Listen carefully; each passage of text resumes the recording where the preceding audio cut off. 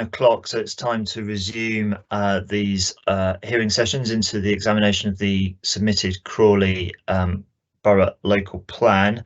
Hopefully everybody can see me and where necessary hear me okay. Mr. Rollings is nodding, so I'm taking that we can hear you. Okay, thank you, as an affirmative.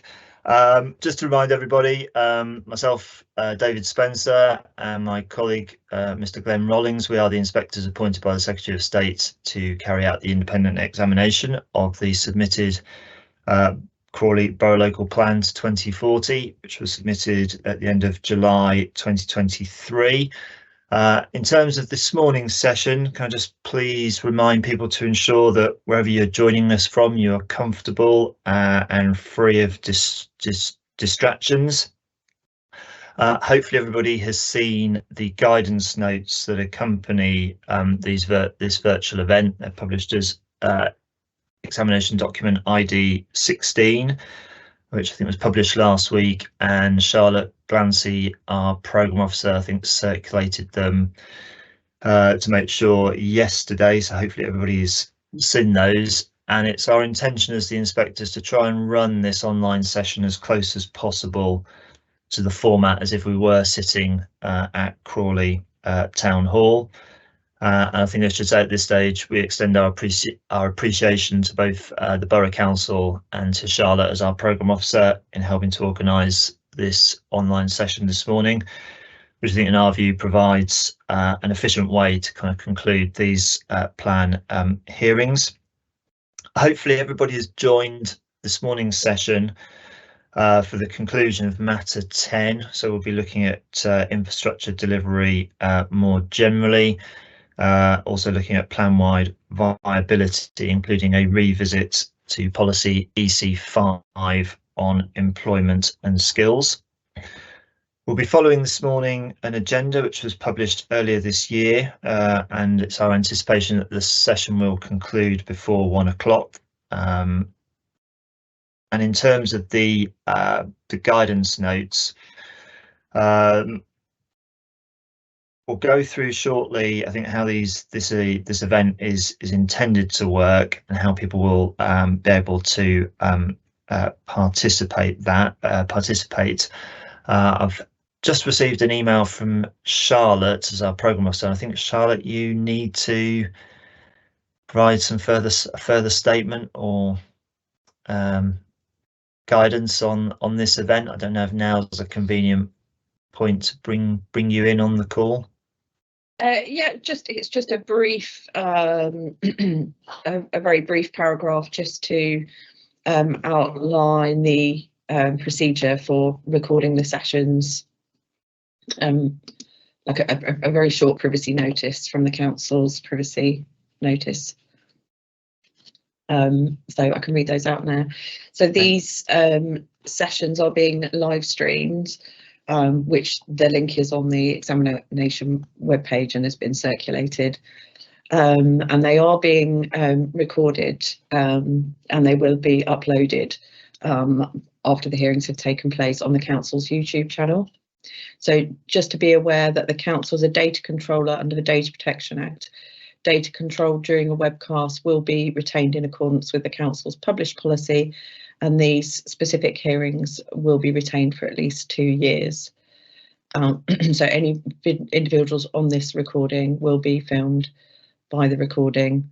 Therefore, by entering into the session, you're consenting to being filmed, and the possible use of those images and sound recordings for webcasting and training purposes.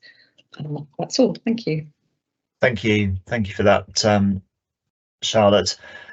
So in terms, in terms of how these sessions will work, if you've looked at the guidance notes, we're going to be foregoing the usual standard round the table introductions where people will introduce themselves, and the format will be, because we don't have a raised hand function for this Teams call, the intention is that when I pose or present a particular question, I'm probably looking in the first instance for the Borough Council or members of their wider team to assist in the first instance, and then if other people wish to come in on a particular point, if I don't raise a particular question to you, the convention will be to turn your camera on, and then that will signal to me that you wish to speak, at which point I will give you the opportunity to do so. When you first speak, you will need to just briefly introduce and identify who you are for the benefit of the recording. And as you may have picked up from the guidance notes, because of the way this is being recorded for posterity, there will need to be a slight lag between turning your camera on and being invited to speak and when you do make your contribution. I think the guidance note refers to about a 5-second delay so that you can be picked up. In terms of these online events, just to remind everybody that all the information should have already been provided to us already in writing, so we have that as the inspectors, so it's not necessary to use a shared screen function or to hold documents up to the screen in anticipation that we may be able to read them. If more widely you do experience any technical issues or unintentionally kind of drop out of the call, obviously then please rejoin using the Teams invite sent to you by Sophie Gilbert from the council. But if you drop out unexpectedly and are still experiencing technical issues, I would probably suggest your first port of call would be to phone Charlotte Glancy as the programme officer. Her phone number is on the examination website, and just let us know where you are and hopefully that you're okay. There will be a need probably for a short mid-morning break during this online session, and our advice is that please remain in the call, don't log out, but ensure that your microphone and camera are switched off during that break. Okay, as we're not going to go through the formal sort of introduction procedures, I'm going to go straight in to the agenda that was previously circulated for this session, unless there are any specific procedural points or clarifications people want at this very early stage in terms of how these online events are intended to work or operate.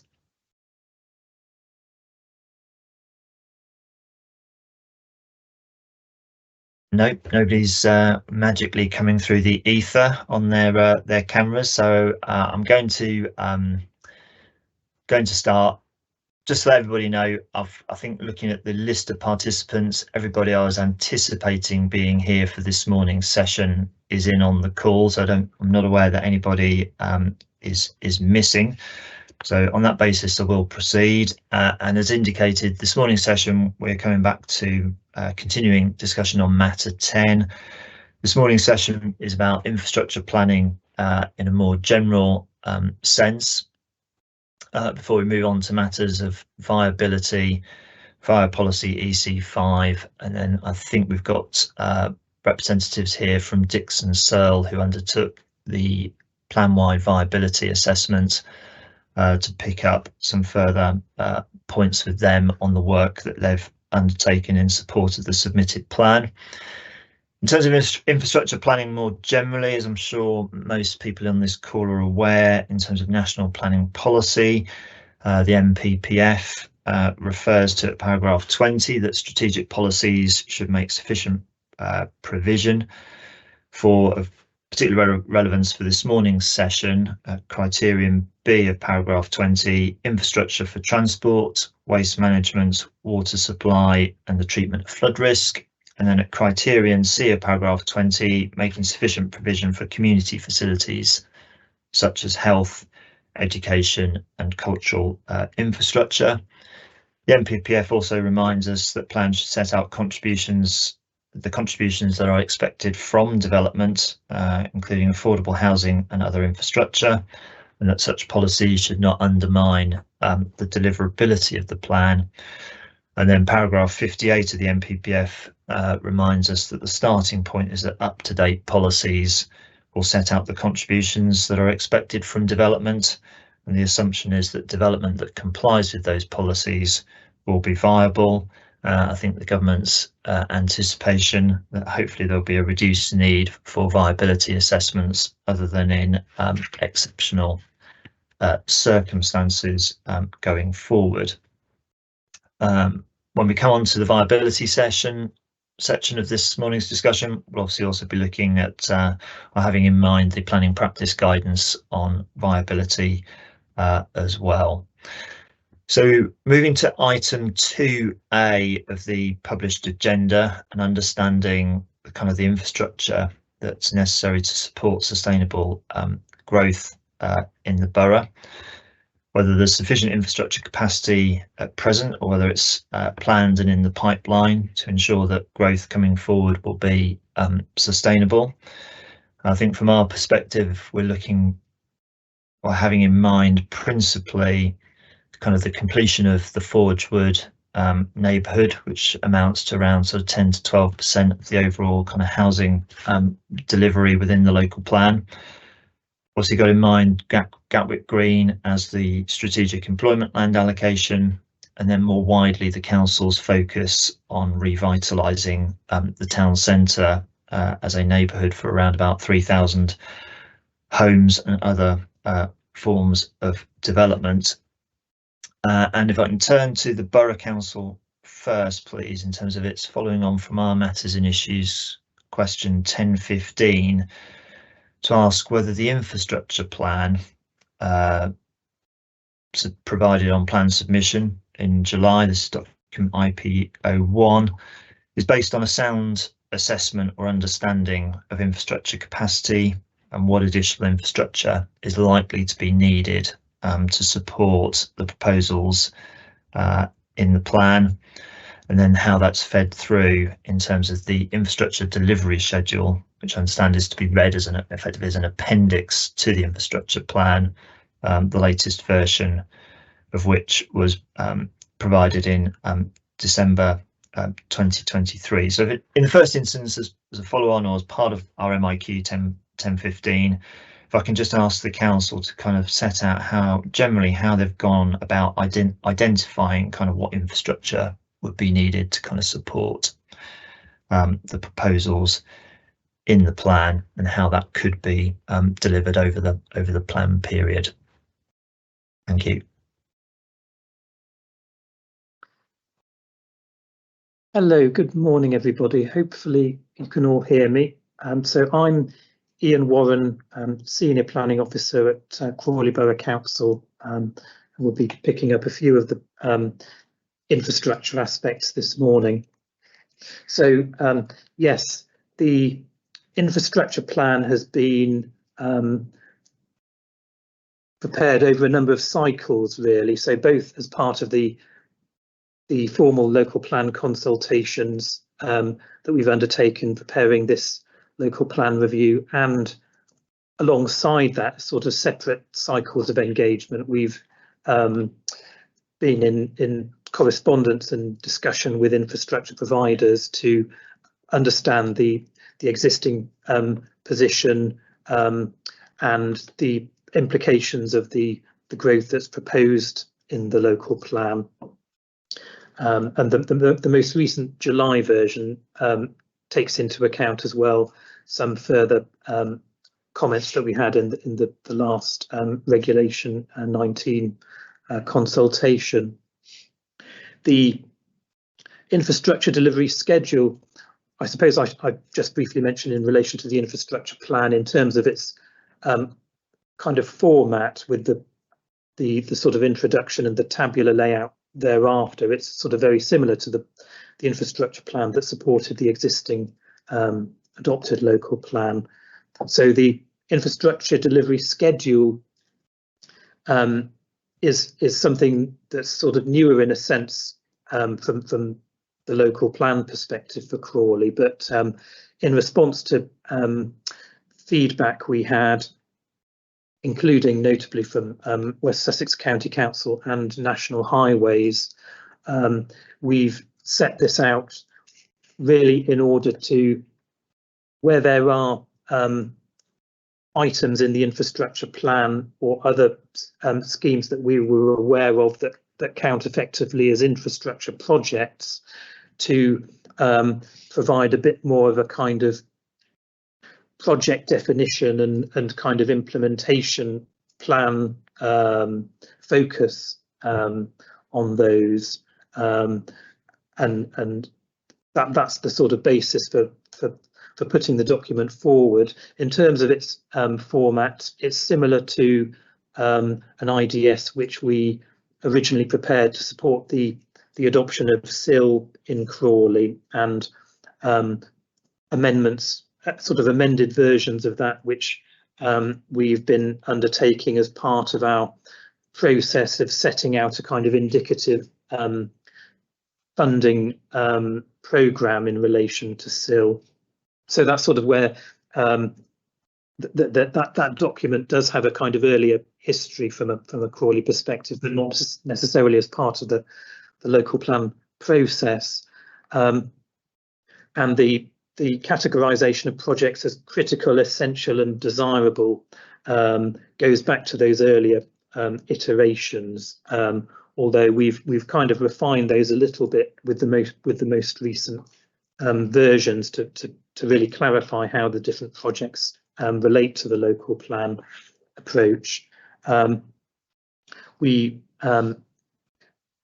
So in terms of the infrastructure requirements, I guess the areas where quite relatively well-defined requirements have been identified relate to transport, in terms of both the sort of highways mitigation scheme and a need for sustainable mitigations to achieve the modal shift assumptions, which are sort of built into the transport study and the local plan strategy. In terms of education, there are identified needs, particularly in relation to secondary education. In relation to wastewater infrastructure, Thames Water, as the responsible company, have engaged with the infrastructure plan process, and we understand that there is a potential constraint arising at some stage in terms of the capacity of the wastewater works in its current format, and that there's a potential need for upgrades, although it's possible that there's an element of uncertainty about that in terms of whether there's a kind of technological solution that can overcome that, or whether something more substantial would be needed. More generally, there are more, I suppose, local or community focused type needs arising in terms of open space and community facilities, which where there's a kind of strategic kind of perspective on those set out in our kind of evidence-based documents, and then the planning obligations annex gives a view on how we would seek to address those in the context of new development, and there's a significant role there for financial contributions alongside other sort of in-kind provision and the use of community infrastructure funds. Hopefully that gives a kind of overview, but happy to come back on any detailed points. Thank you for that, Mr. Warren. Yes, that was helpful. You've probably kind of touched upon a number of other questions I probably had in mind. In terms of kind of infrastructure delivery in the round, from sort of my reading of the evidence, Crawley Borough Council itself is probably unlikely to be the kind of the direct provider of kind of much of the infrastructure that's might be needed to support development over the plan period. So it's going to be down to, from my understanding, for West Sussex County Council as highway or as transport authority, health bodies. You mentioned Thames Water, and in terms of the M23, obviously the involvement of kind of national highways. In terms of that engagement or dialogue with those sort of key sort of infrastructure providers, I mean, is it understood the extent to their kind of likely in terms of kind of likely cost? I see in the infrastructure delivery schedule, I probably will shorthand it to IDS. There seems to be more kind of detail or perhaps a better understanding around some of the costs than perhaps others, and then understanding the extent to which either Section 106 or Section 278 or SIL funding is likely to kind of help address some of these identified, in large part, critical kind of infrastructure requirements. So has the picture become clearer, I think, in summary, from discussions with infrastructure providers, or does there still remain an element, a degree of uncertainty as to kind of the amount of infrastructure and ultimate cost of infrastructure necessary to support the plan? Sure. Hopefully I'm coming through again. Yeah. Yep. So yes, it's true to say that the role of the county Crawley Borough Council in terms of directly delivering infrastructure is likely to be more limited.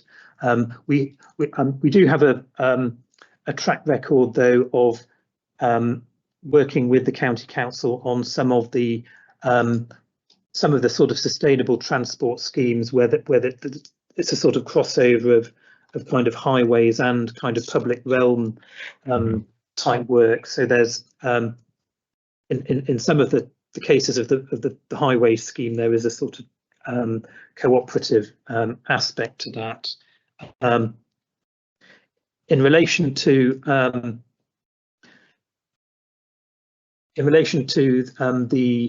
the works to the strategic road network, so the IDS identifies Crawley as the kind of lead organisation on that, to the extent that we are promoting this scheme as a mitigation for the local plan. And I think in dialogue with National Highways, there's been a desire, I guess, from their perspective, not to kind of overplay their role as a kind of funder and actual promoter of the schemes. But I'm sure that they'll be happy to provide clarity on that. And so yes, in a broader sense, there is a significant reliance on other parties providing the infrastructure. That in the context of the strategic highways work, even in that case, it would that's something that we anticipate that the transport infrastructure management group would kind of consider the detailed the detailed proposal in terms of who would be the doing the actual implementation of that on the ground. But in terms of the funding issues, I suppose there has been a particular concern in relation to the more expensive items, particularly transport related, to provide information in the IDS that is as good an estimate as we can provide at the moment. So, you know, they are still indicative figures, and when you're talking about infrastructure that's going to be delivered, you know, several years down the line, there are kind of uncertainties, but in relation to those, we have tried as far as possible to provide a sort of justified figures on costs, and in terms of the funding for those, again, there's potential for further detail through subsequent work with the Transport Infrastructure Management Group and the development management process, I suppose, to work out the specific role of Section 106 and 278 agreements in relation to the transport mitigation. But I think what we're trying to do at this stage is show that the level of resources that are available shows that these are there's a good prospect of achieving these. I mean, it's true to say that there are perhaps particularly in relation to the sustainable transport mitigations, there's a kind of a degree of expectation that there will be additional grant funding secured, but the point that we would make is that the amount of that is the sort of assumptions about that are in line with recent historical experience. So we think it's sort of reasonable from that perspective. Okay. Thank you for that, Mr. Warren. I'll see Mr. DeWitt from National Highways is now on screen, so I'll invite you to just briefly introduce yourself, Mr. DeWitt. Thank you, sir. Yes, I'm Nigel DeWitt, representing National Highways. I just wanted, as a point of clarity, make it clear that National Highways will not be promoting any of the improvements on the SRN identified through the local plan process, nor will we be involved in delivering those improvements. We've been very clear to the council, and they've been very receptive when they've helpfully shared with us the IDS. And you'll note there's a footnote, as it were, on the first page, really explaining our role. We will be engaged in the process of checking the improvements, the detailed designs as they come forward by third parties, and that's to ensure that they would have an acceptable impact on the SRN in terms of safety and reliability and operational efficiency. But in terms of National Highways, our priorities for the SRN, the Strategic Road Network, are set out in the road investment strategy, and we're currently in the RIS 2020-2025, and then we will shortly expect the next 5-year programme. So that's our focus. Any additional improvements that are arising as a result of the preparation of a local plan must be addressed through that local plan process, and it's a case of identifying the right mitigation at the right place and it be delivered at the right time. Now, in terms of that point you mentioned earlier on, sir, about the robustness of the infrastructure plan and the IDS, we believe it's robust in terms of identifying the right mitigation for the M23 at the right location at those junctions 10 and 11. We're satisfied that the evidence demonstrates that. But our concern, and I think there is some overlap with the session last Thursday, which we touched upon, but our concern is, in the interest of robustness, there's need for clarity on the timing of the delivery of that critical infrastructure improvements to the M23, and there's need for clarity on the lead organisation. Now, on the timing of delivery, we touched on this, myself and my colleague Nigel Walton, last week, but I'd just like to elaborate briefly, if that's okay. In terms of the IDS, you have a trajectory, pages 9 and 10, where it sets out the phasing. Now, a point my colleague Nigel Walton made was that the Reg 19 plan, the infrastructure plan, there's not sufficient evidence to demonstrate and justify the phasing of this critical infrastructure. So, just as an example, M23 junction 11 northbound diversion merge. It shows you that would, in the trajectory in the IDS, it shows that it would be delivered in the medium term, sometime between 2031 and 2033-34. But when you look at what that means in terms of the development strategy, that can range from 3,727 homes being built to 4,825 homes being built. Now that's a range of 1,100 homes.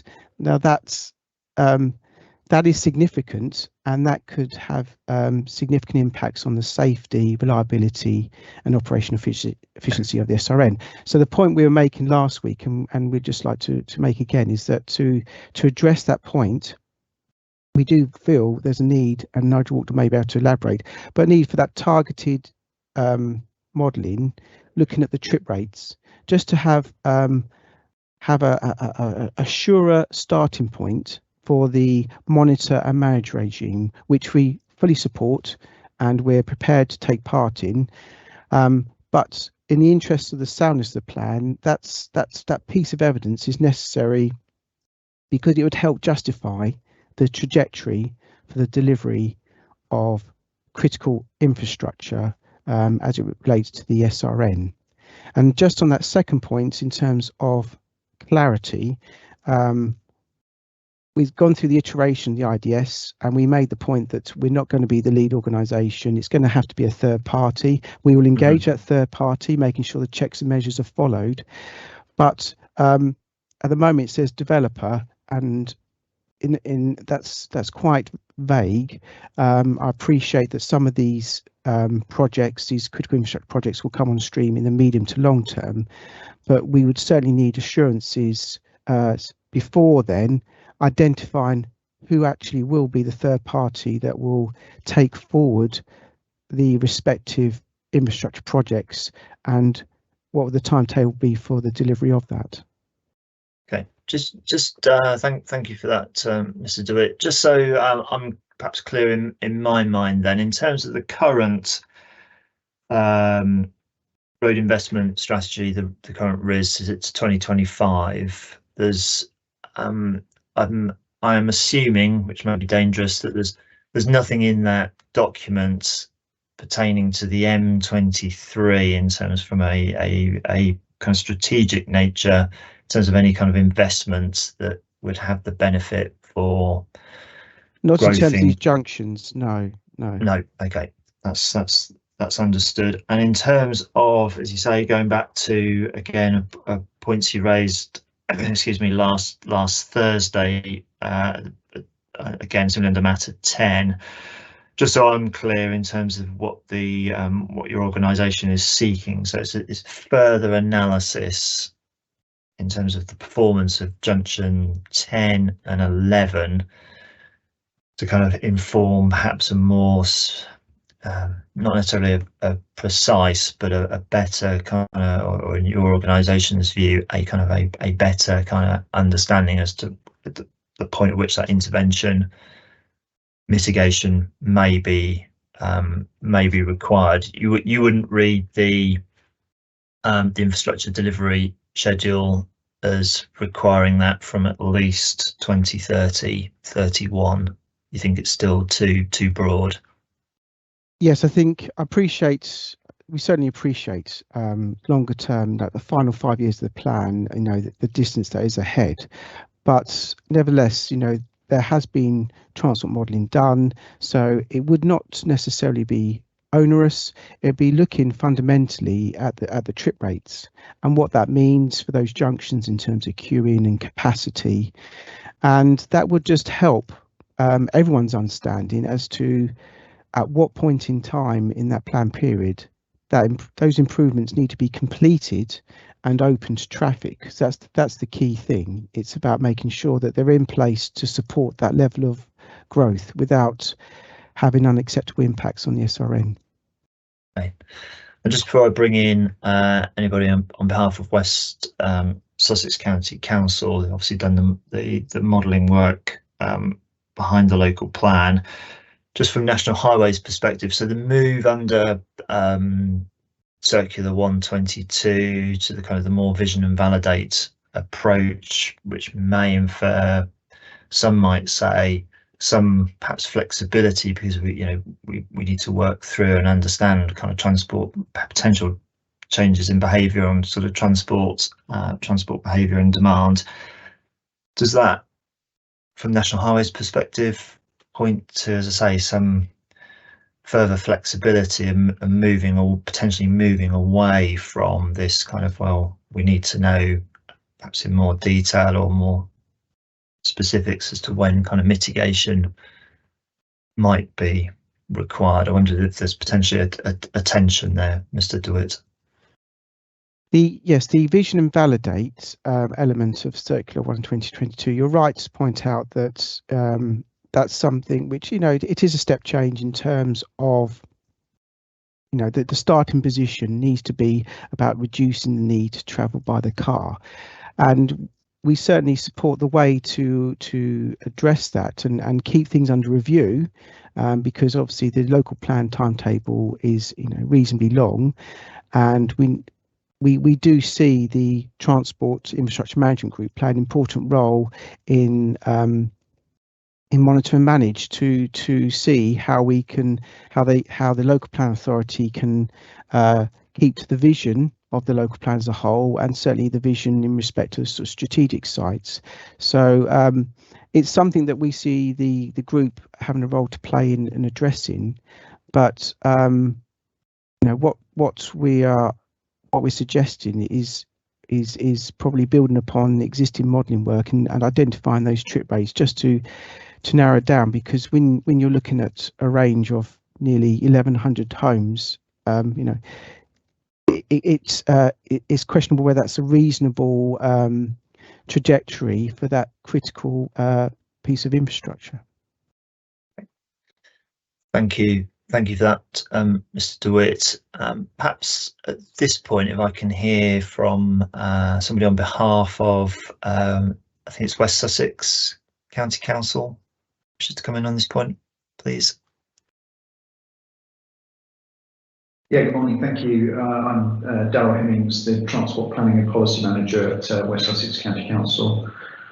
I suppose it does feel like we're hearing sort of two sort of slightly, you know, opposing and kind of conflicting views here about how infrastructure delivery should take place, which I think, you know, reflects sort of where we are in trying to transition away from a predict and provide approach, which is quite specific about when infrastructure should come forward and at what point in time, towards the monitor and manage approach, which is more in line with you know, Circular 122, which does seek, you know, more flexibility, more use of sustainable modes of transport to manage demand rather than providing additional highway infrastructure. which can lead to unwanted traffic growth. From the county council's perspective, we have moved away from a predict and provide approach, and we are we recognise that the timing of development is not certain. The growth of background traffic that will happen as a result of factors outside of the local plan is also uncertain, and there are also various other aspects of uncertainty which we can't control. And as a result of those aspects of uncertainty, we would want to see, and I think what the local plan seeks, and the changes that have been proposed the modifications that have been proposed to policies and the most recent versions of the IDS seek to achieve an approach which is to monitor the impacts of the local plan and bring forward the transport interventions which are I suppose related to highways, but also sustainable modes of transport at the right time responding to the results of monitoring as sites come forward in the local plan, which I think we certainly believe is sort of more in line with a flexible approach rather than something which is quite specific about when and which infrastructure projects should come forward. Okay, got a couple of questions for the County Council just on this point before we consider other agenda items. Can I just be clear? I mean, Circular 122, as I understand it, relates to the strategic road network. Are you saying, Mr. Hemmings, that at a county council level, you're similarly applying the principles of Circular 122 to kind of the road network that comes under your jurisdiction?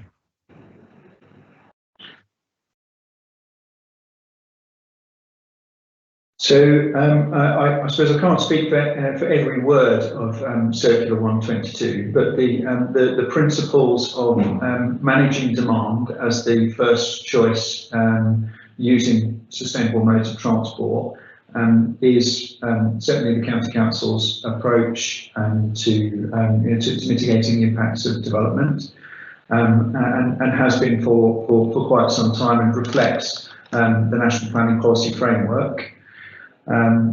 It is written into the most recent West Sussex Transport Plan, which is one of your examination documents, which sets out that County Council is committed to a vision-led approach to planning for development, working with its partners, particularly in the local planning authorities. Thank you.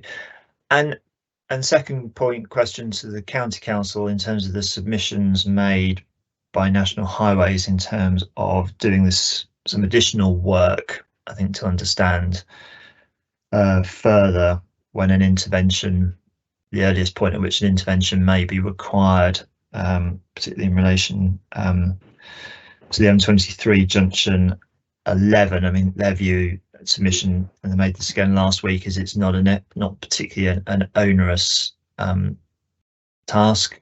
Potentially, hopefully, would not sort of further delay, significant delays to the local plan process. Mr. Hemmings, whether you or a colleague would have a view on that kind of assessment in terms of its onerousness or not, if we were as inspectors to consider it necessary to kind of assist with plan soundness.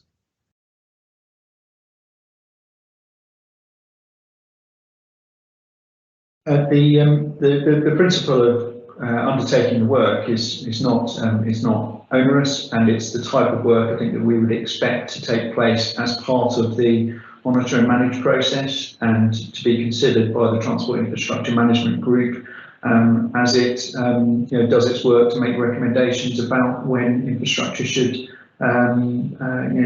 be implemented and should be, I suppose, initiated because in many cases we're talking about multi-year projects here, so it's about choosing when's the right time to initiate technical work on delivering these projects. Thank you for that. If I can come back to National Highways or their consultants, please, on this point. Thank you, sir. I don't think National Highways disputes what West Sussex County Council are saying about monitor and manage and the need to manage down demand before you actually look at infrastructure. The transport study that's taken place has actually looked at managing down demand in the first place. So what we are looking at is the residual effects of what the local plan will be on the strategic road network and indeed the local road network. I think from our point of view, the need for a date in the IDS is because the local plan looks at a snapshot in time. There's a snapshot in time, the present time. This is what it looks like we need in future. And this is what the evidence is pointing to, even with the managing down of demand. So that's why we think it's critical, because also you need to understand that local plan needs to understand why the infrastructure is required from a safety point of view. And that's why we would like to see a trajectory, well, the use of the trajectory to look at an interim date as to when the mitigation is actually required from a safety point of view.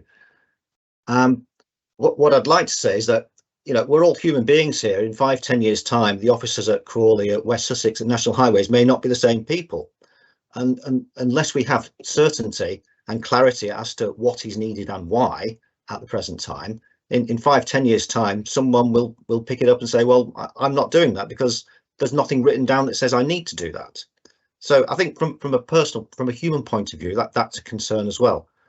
So just to sum up, yeah, I think that the date is required because that is what the evidence is pointing to at the moment, with in the full knowledge that it may change in future. We accept that, and we hope that potentially this infrastructure will not be required in the future because everything will be managed down. We would be happy with that, but what we want to see is what the evidence is pointing to now. Thank you. Okay. Can I just clarify, Mr. Walton? I mean, Mr. DeWitt drew my attention to the junction 11 northbound diverge and merge, and the time frame that's currently shown in the IDS. I mean, there's a comparable 5-year time period for also the junction 10 southbound merge. Is this a similar? I appreciate that's further into the plan period, but is there a similar or comparable point, or is National Highways particular focus around the junction 11 northbound diverge and merge that kind of comes or is identified as coming earlier, potentially earlier? Well, the northbound merge and diverge does have an end period of 2035, is my understanding. It's 2035. The southbound requirements don't have an end date, so it could be right at the end of the plan period when all the development's been built out, and everybody could turn around and say, well, we built everything out, we're not going to put the infrastructure in place now. So that's a concern that we have. I mean, in terms of the trajectory, it's not an onerous task to do. All we need to do is say, well, this is the number of trips which will be generated, which will trigger the need for infrastructure during the plan period. If it's 200 by the end of the plan period and we're looking at a trigger point of 100, whereabouts in the plan period is that going to be? We just need a date which reflects that. It's a very short piece of work. Okay, thank you. I'm clear on National Highways position perspective. I give the opportunity to West Sussex County Council and possibly to the Borough Council if they've got anything further wish to raise on this point that hasn't been identified previously. Mr. Hemmings, no. I suppose the only point I would just reiterate is that the latest version of the IDS, which has a sort of Gantt chart type thing at the bottom of it, does set out when in the local plan period different infrastructure projects are expected to come forward, including the M23, junction 11 and junction 10 schemes, which we consider to be sufficient for our purposes as set out in the statement of common ground with the Borough Council. Thank you. I'll just extend the courtesy to the Borough Council, Mr. Warren, whether you Thank you. Yes, I suppose it comes down to a question of what the appropriate balance or management of the risks is here. I think there's a sort of point about the kind of nature of the technical work that that National Highways are currently suggesting, and I'm sure you'll be prepared to take a view on whether that is an appropriate response in relation to the nature of the risk, bearing in mind the proposal for the transport infrastructure and management group, and what we anticipate will be the ability of that to respond in a sort of flexible way on the basis of evidence coming through over the course of the local plan process. I suppose there's a kind of perhaps an element of principle almost as well, which is that there is when you're talking about something that's happening several years into the future, are we trying to get a level of certainty that's not that's not really within human within the grasp of our ability, really, given the the complexity of the society we're in, the rapid change in terms of what's happening in transport and the climate emergency.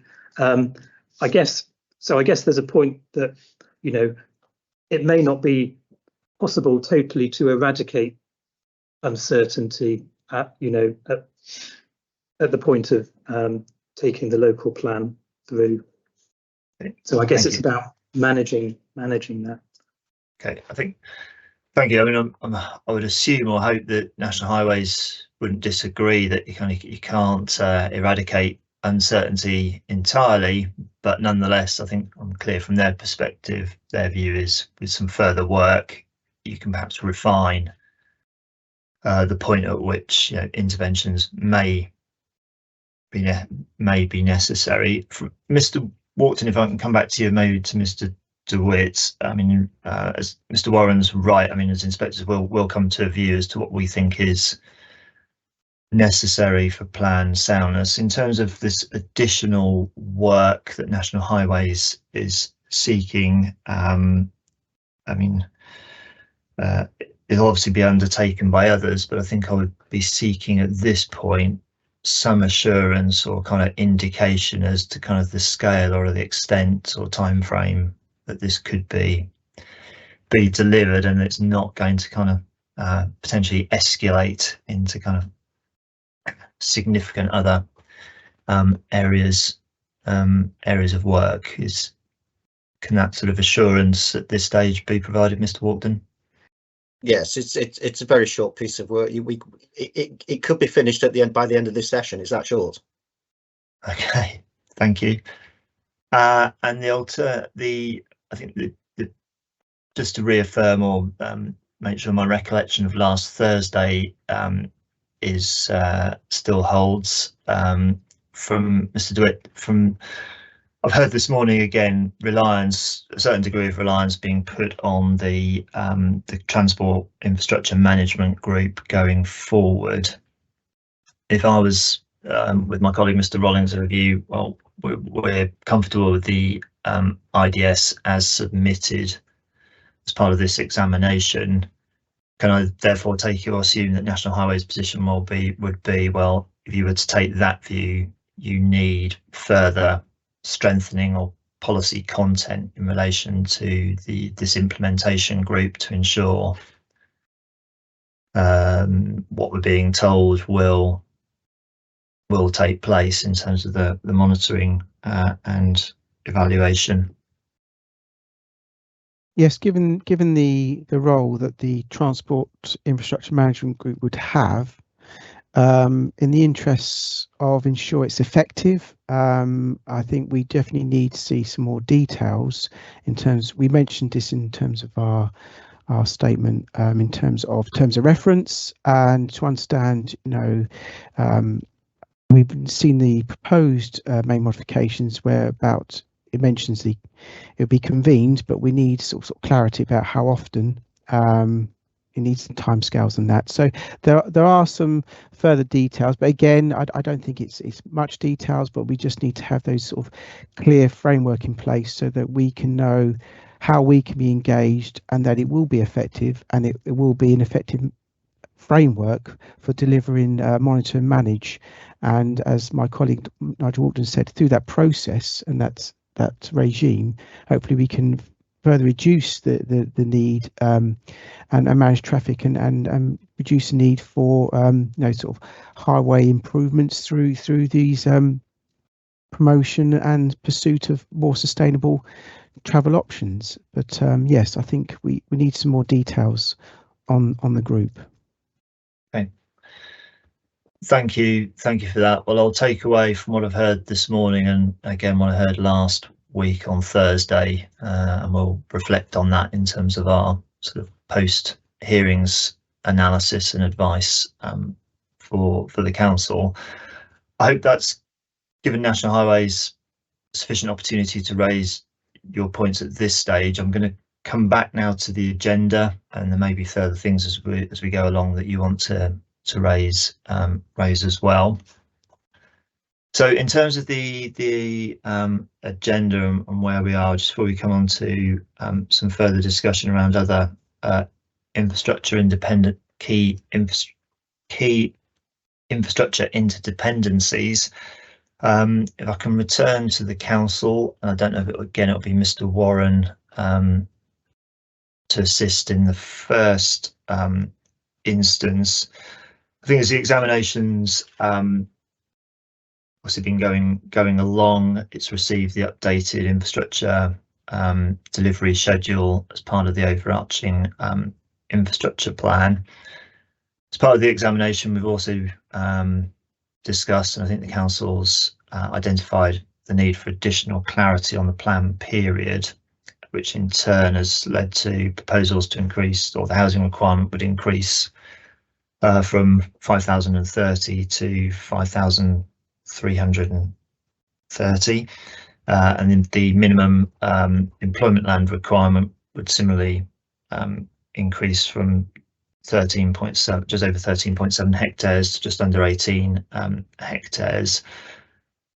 Has that kind of additional development over the plan period fed into the update to the infrastructure delivery schedule that we received in December 2023, or is there sufficient kind of tolerance and capacity understanding in terms of the work that's been done to date to accommodate that increase? And if we were concerned about it, is it something that plan review and ongoing monitoring and managing could respond to? I think it's whether this additional growth, albeit kind of relatively modest, creates any kind of infrastructure and capacity issues. Broadly, basically the IDS that we submitted in December, we did include as part of that the changes to the proposed quantities of housing and employment development. We don't believe that kind of has significant implications for the infrastructure delivery schedule, because it really the changes are related to the kind of early, the current time and the year we're in, and development that is already committed or has already happened in recent months. So where infrastructure matters have been addressed as part of the development management process. So we don't see that as that as having significant implications. And there's also the point that I think came up at the hearing last week, that the amended figure for the Gatwick Green strategic development is still within the limits of what has been tested from the transport perspective. So we're happy from that perspective. Okay, thank you for that, Mr. Warren. If you remain with us, because probably the next question is coming to you as well, or maybe you'll defer to colleagues. But in terms of just understanding the infrastructure delivery schedule, I've been taken to it already in terms of the phasing, sort of the Gantt sort of phasing charts on page 9 and through to page 10. So in looking at some of those kind of critical infrastructure schemes and how they're presented, in terms of reading that Gantt chart, I mean, is it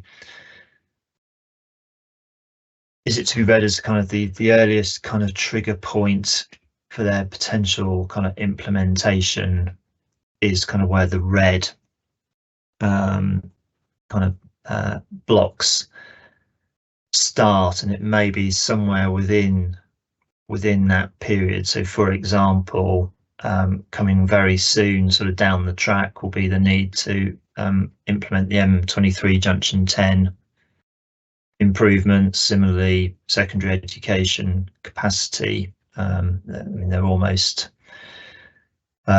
immediate. And then similarly within the short term, needing the kind of the improvements to the Tushmore junction, the Hazelwick Avenue junction, and similarly the Crawley, a link to the Crawley Avenue Balcombe Road within the northeast. I think that's at the Forge Hill, so Forgewood kind of location.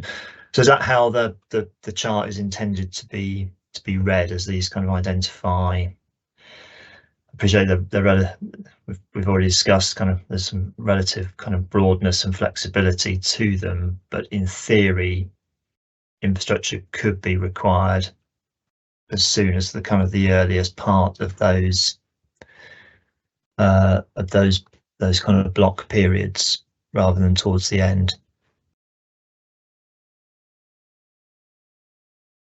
I suppose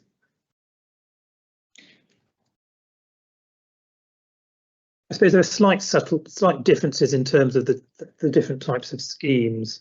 I think the way that the kind of cells have been filled is that it's anticipated that the infrastructure will be delivered at some point within that period. In terms of kind of trigger points, I guess there's a particular where the relationships are particularly kind of critical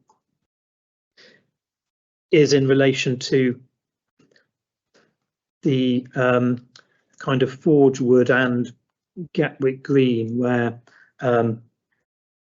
the works, there is a necessary sequencing there of the M23 junction 10 roundabout signalisation being needed, then to allow the Balcombe Road Crawley Avenue junction to be delivered, which Gatwick Green is dependent on, and there are a number of other smaller schemes that are associated with the Forgewood development as well. But in relation to the M23 junction 10, the Balcombe Road junction, and that being sort of critical from the perspective of the delivery of Gatwick Green, there the relationships are particularly, and the sequencing is particularly important. In relation to other highway schemes, I suppose the Tushmore junction, that is more, it's part of it's a part of the baseline case that was as part of the modelling. There, it's not. I mean, it's part. It's a major part of the road network within the borough, but we don't have evidence to say that it would need to be in place by the early part of the sequence of years that we've identified for it. It's more that it's based on the period of time when we're kind of anticipating that it will be delivered, and with the Ifield Avenue, Crawley Avenue scheme, similarly, but the sort of phasing of that is based on the principle that we try to deliver the sustainable mitigations earlier and keep the sort of traffic demand under review, so that the schemes that are needed are addressing residual demand. So that there's that kind of logic affecting the sequencing of those schemes that are specifically triggered by the local plan. In respect of education, yes, our understanding is that the kind of pressure point is in the near term, as indicated. But yes, perhaps West Sussex may have further to add about the sort of detail of the schemes and proposals. Okay, if we deal with some of the transport matters first, and then I've got further questions in relation to education and wastewater, which will probably take after a brief mid-morning break. So we just remain on kind of particularly the highway mitigation identified and their time frames for delivery. I don't know if this is a point, Mr. Hemmings, you wish to come in on. Yeah, so I suppose the two schemes that we're talking about here, as being in the reference case, so that the baseline assessment of the Tushmore Junction and the Hazelwick Junction schemes. Now, those projects were identified to support as mitigation to support the adopted Crawley local plan.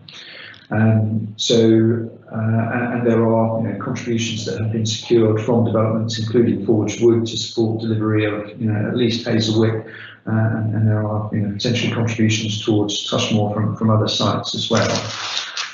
We are, I suppose, in the process of developing those schemes for delivery. The timing of implementation is not certain and is subject to council decisions about when to include those schemes within its capital programme.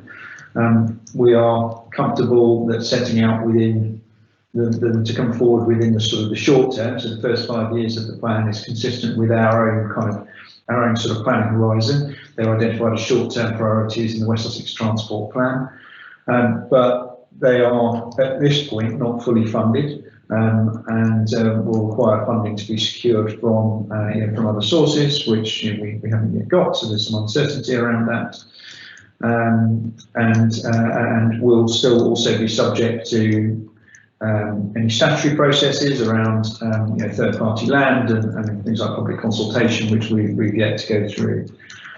So we're sort of comfortable that they're in the right place in the IDS, but I suppose we can't guarantee at this point exactly when they will be implemented. Okay, thank you for that. I mean, I think we identified as in our supplementary questions around these two particular schemes, and particularly the issue around sort of a funding shortfall. I think you've confirmed, Mr. Hemmings, that's still the case. I mean, are these potential schemes that Mr. Warren's referred to? Obviously, Crawley is a SIL charging authority. If there are, then aren't yet the necessary kind of cumulative developer contributions. Is that one potential source to kind of unlock delivery? So we'll be looking to, I suppose, developer contributions, both through SIL or through Section 106 agreements, as well as government funding opportunities and county council borrowing as being the sort of principal sources of funding for those schemes. We're sort of comfortable that the level of funding required is sort of consistent with what we've seen previously, as I think you've heard from Mr. Warren already.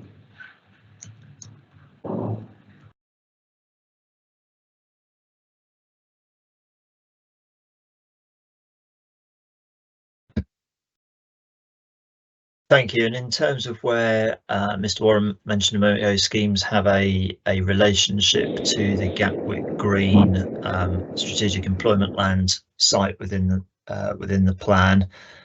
I think this is again identified in the Crawley Borough Council's response to our supplementary questions, is that Gatwick Green itself presumably will be subject to a section, if the allocation is found sound, subject to its own Section 106 agreement in terms of fairly and proportionally contributing to the necessary infrastructure to bring that site forward. I suppose the detail of the phasing of schemes would be an issue that would be addressed within the transport assessment for the site. Yeah.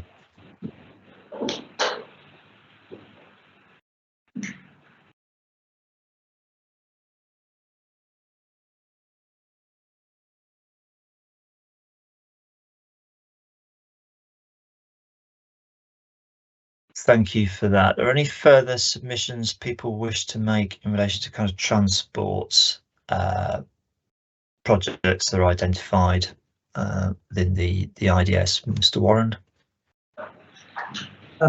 Sorry, I wasn't going to respond. I was just well, in anticipation for the next things. Okay, that's fine. I'll just check back over my questions. Yeah, I think I've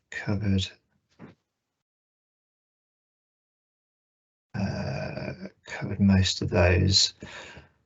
What I'm intending to, I will try and cover wastewater now, then probably have a break, and then we'll pick up education when we come back from the break. So in terms of wastewater, and I appreciate Mr. Warren, you picked this up in terms of where we started this morning as kind of being identified as kind of critical infrastructure necessary to kind of support the plan's proposals, and we asked our MIQ 10.18 in particular around this. I mean, it seems to us from sort of the council's response to that, there's obviously some reliance on where Thames Water will be in terms of their asset management kind of planning process, which is obviously entirely correct. So I think they can fund or deliver improvements to their infrastructure, and obviously Ofwat will have a role in regulating what needs to be the investment programme and its likely costs. In terms of engagement with Thames Water, are you aware or able to advise where they are in that kind of asset management kind of planning process at all? I think they do it on a kind of like a cyclical basis. So I don't know if we're at kind of a particularly important point in their processes and their awareness of what Crawley may need to support growth. Yes, so I think the moment they are working on their asset management plan number 8, I think it is, relating to the period 2025 to 2030. From my kind of inspection of those documents, it's not clear that they are seeing a need at this stage for specific work in relation to the Crawley wastewater water facility, but my understanding is that process is still at a sort of ongoing kind of draft stage. So it's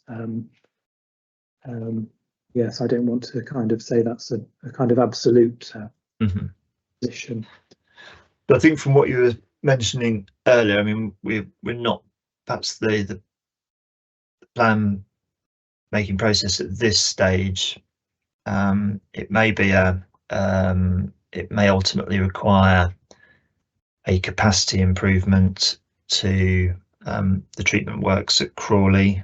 Alternatively, it may involve some, perhaps speculating, but presumably it could involve some kind of technological improvements that would enhance or enable it to operate under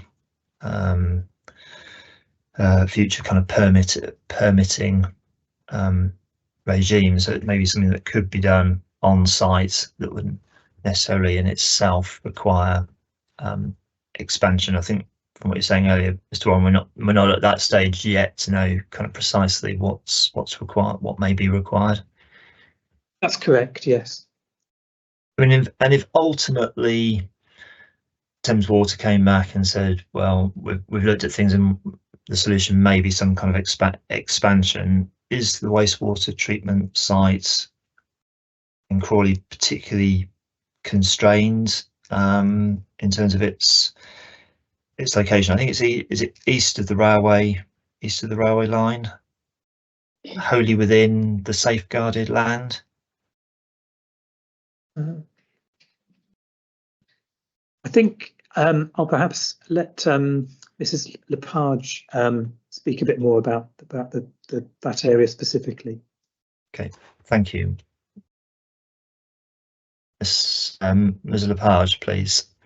Yes, thank you. Sally Lepage, Strategic Planning Manager at Crawley Borough Council. In terms of the location, yes, the Thames Water site is surrounded by land that's safeguarded, and it's also land owned by Gatwick Airport. And it just also, obviously, Thames are involved in the work that Gatwick are doing on the development consent order for the expansion of the airport. They've not raised any objection in principle on that, but they have got a lot of detailed concerns about the wording of the DCO. In terms of what the DCO is proposing, they're actually proposing new treatment works alongside Thames Water's current works to treat de-icer contaminated stormwater runoff. And we understand that, if approved, will take that element of treatment out of the wastewater treatment works. So it may actually free up more capacity in the works for sewage treatment. Obviously, that will be needed to serve the expanding airport as well as Crawley's local plan. But it's that's the current position. And as I said, Thames have not made an in principle objection to the DCO either. It's more about how, as they've said to us, how the expansion can happen. There is land around it that the airport control, and there are changes being made potentially as a result of the DCO. And then obviously to us, they've said, yes, capacity is likely to be needed. It may be able to be addressed through technological enhancements, as you've picked up. Okay, thank you. So I think from what you're saying is, so obviously don't want to stray too much into kind of the separate DCO process. So in effect, Gatwick Airport would build and construct their own treatment facility to deal with, I think you're saying, this kind of particular sort of de-icing, is it de-icing contaminate issue, rather, or would it potentially be a Thames Water facility that Gatwick would fund and provide?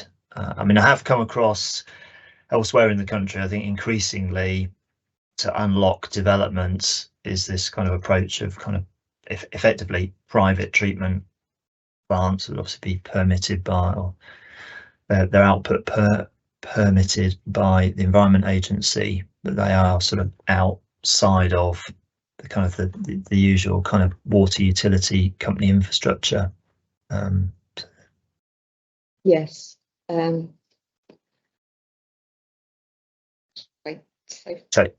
Yeah, sorry, no, absolutely. I think the intention, and it's a change procedure that Gatwick are coming up. They're amending the de-icing facility that they're proposing. I think it's a facility that they would run and control. I think it's separate to the treatment works. Right. And as far as I understand it, it's only for the de-icer contaminated stormwater runoff. They're now proposing a reed bed solution. And then I think they would obviously use the Thames Water Works for all of the other foul water arising.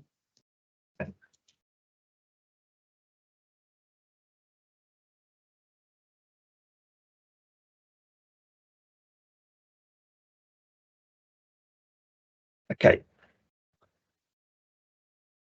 Thank you for that. I've got nothing further I wanted to raise in relation to the wastewater issue. Next on my sort of agenda or radar will be education, but I wonder if I can just at this point have a sort of a 10-minute mid-morning break, unless there are any particular time constraints. Ms. Harmon, you're on the screen. I don't know if you want to talk about education now before we break.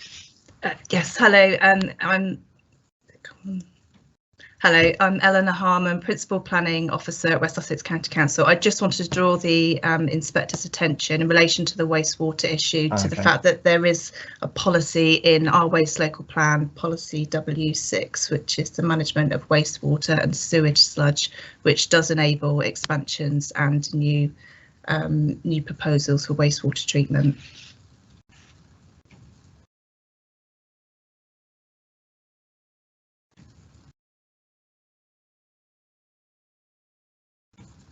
Thank you. Is that policy, had it kind of envisaged or can it be applied more widely where there are kind of new sort of private schemes potentially coming forward from? It's for any wastewater schemes, any new or expansions of existing. Yeah. Thank you for that. Okay, I will now take a mid-morning adjournment for around about sort of 10 minutes. So what I'm going to suggest is, according to Microsoft, it's now 11:22. So I'm going to take a break now and be back at 11:35. So when I resume, you'll see me back on screen. And as I indicated earlier, please remain in the call. Don't log out. Just ensure your microphones and cameras are switched off, please. So we'll take a break now and resume at 11:35. Thank you.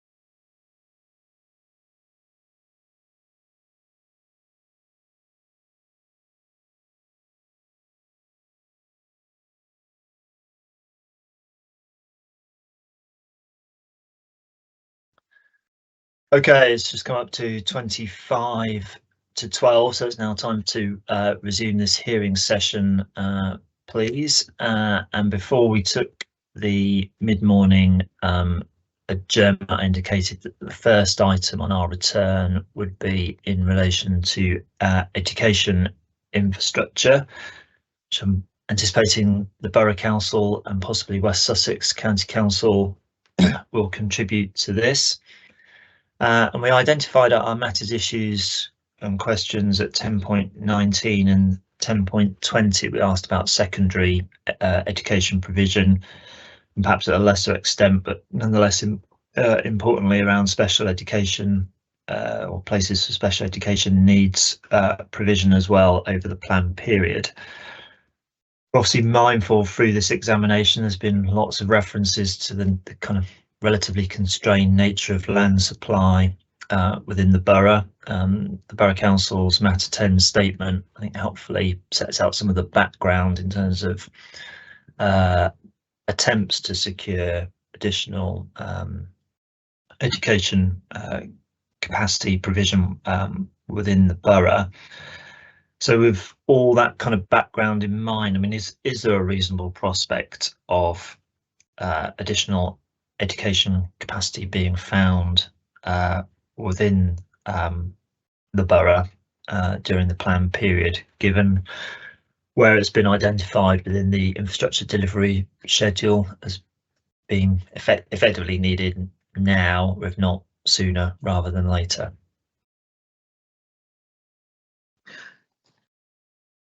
Yes, so hopefully I'm coming through now. Yeah. Yes, from a CBC perspective, this has been an area of kind of ongoing discussion with West Sussex over the course of the since this need issue has been identified. But our current understanding is that yes, there is a prospect of provision being able to meet the need. One option that has been considered in recent years has been a secondary school as part of a strategic development close to Crawley. Although our understanding is that at the moment West Sussex are also considering options in relation to expansion of existing secondary schools within the borough because of the timing at which the need issue arises. But we understand that there is the prospect of being able to meet the needs in some form. But I'm sure West Sussex would be able to assist in relation to any detailed questions you have on that. Thank you for that. So from West Sussex County Council's perspective then, in terms of scope for additional provision within the borough, I mean, from what I'm reading from the evidence, we're looking at 4 to 6 form entry of additional capacity. I mean, is that typically in itself enough to warrant a new high school, or would it be as part of kind of either part of a new wider high school, as the Borough Council's alluded to, potentially somewhere else in the wider at Crawley location, or is it that kind of scale of education need typically provided through enhancement and extra capacity at existing sites? Yes, as we've said, there's 4 to 6 form entries are needed over the plan period, and as Mr. Warren mentioned, there has been a potential for a new school site identified as part of a strategic development at west of Ifield, and that is the local plan is due to start its Regulation 19 consultation on the 19th of January, so that the local plan is in the public domain, and the policy relating to West of Ifield does make reference to secondary provision to assist or to meet some of Crawley's needs. As that hasn't come forward in the time frame as anticipated, there is a need for four forms of entry to come forward in the next few years, and we, West Sussex County Council, are having discussions with existing secondary schools to meet those requirements in the short term. Okay. So it's not a case that the potential for existing or the potential to expand existing capacity has been kind of ruled out or discounted, so that's still under active exploration. Yes, it is under active exploration, although I believe that many of the schools in Crawley have already been expanded, but which is why a new school at West of Ifield would help to meet obviously the needs of that development, but also some of Crawley's needs.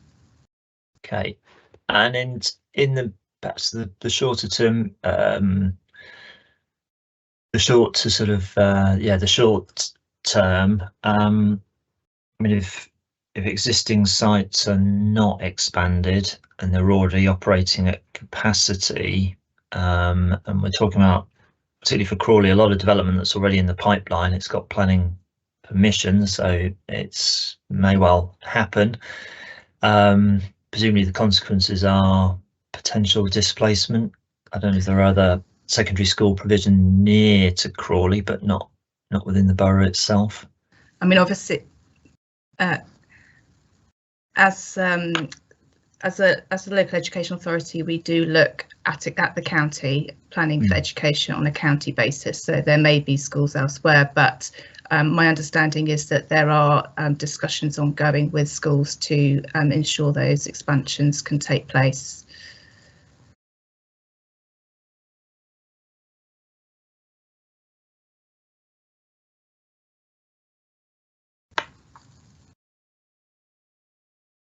Thank you. And in terms of funding and delivering, potential expansion within Crawley, is that something that West Sussex County Council has funds to deliver, or is this something where developer contributions have been collected, or potentially SIL receipts might be deployed? Yes, the money would come. Sorry. Yes, the money would come from contributions and also from basic needs grant. Mm-hmm.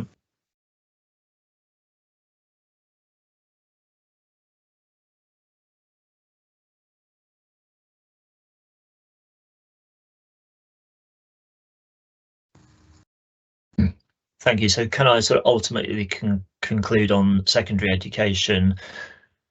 The strategy would be to try and seek to secure on-site expansion in the short term, with the anticipation that, subject to what happens with the Horsham local plan, that, I mean, were a development west of Crawley to be found sound and come forward, that could provide a longer term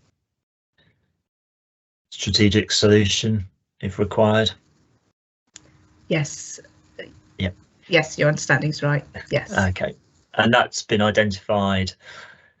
I appreciate it's not this Crawley Borough Plan is not, you're not the Borough Council, but from my recollection, from where this examination started on the first day, duty to cooperate, and it seems from what you're telling me, and I don't know if the Borough Council's got anything further wishes to add, that Horsham is aware of this issue for Crawley and the constraint within Crawley, in terms of maybe trying to find a solution.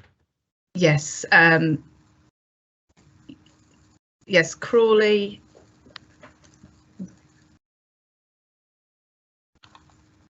Yes, Yeah, yes, you're correct. Sorry, I was just waiting Okay. for the. And obviously there is a statement of common ground between the North and West Sussex authorities, including Mid Sussex, Horsham and Crawley, that agree to cooperate in terms of education provision. Thank you. If I can bring in the Borough Council on this point as well, please. Hi, Elizabeth Brigden, Plan Policy Manager, Crawley Borough Council. Yes, I was just going to concur with what Eleanor said about the council being aware of, the approach being taken, the discussions between Crawley Borough Council, West Sussex County Council and Horsham District Council, and in addition to the North and West Sussex Statement of Common Ground mentioned by Ms Harman, also there is also a Statement of Common Ground between ourselves, Crawley Borough Council and Horsham District Council, which also picks up on matters of secondary education in relation to strategic housing sites. So that's all part of those discussions. Okay. Thank you for that.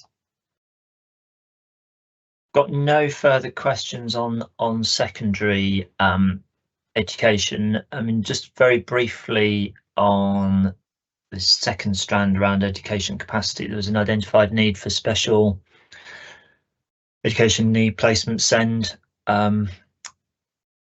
placements. I don't know if it's the Borough Council or Ms Harman again for West Sussex County Council, where there's a similar strategy or approach in terms of trying to kind of create some additional or find additional capacity within the borough to accommodate that anticipated demand. Yes, similar approach in terms of working with neighbouring authorities, and that's set out in the Statement of Common Ground.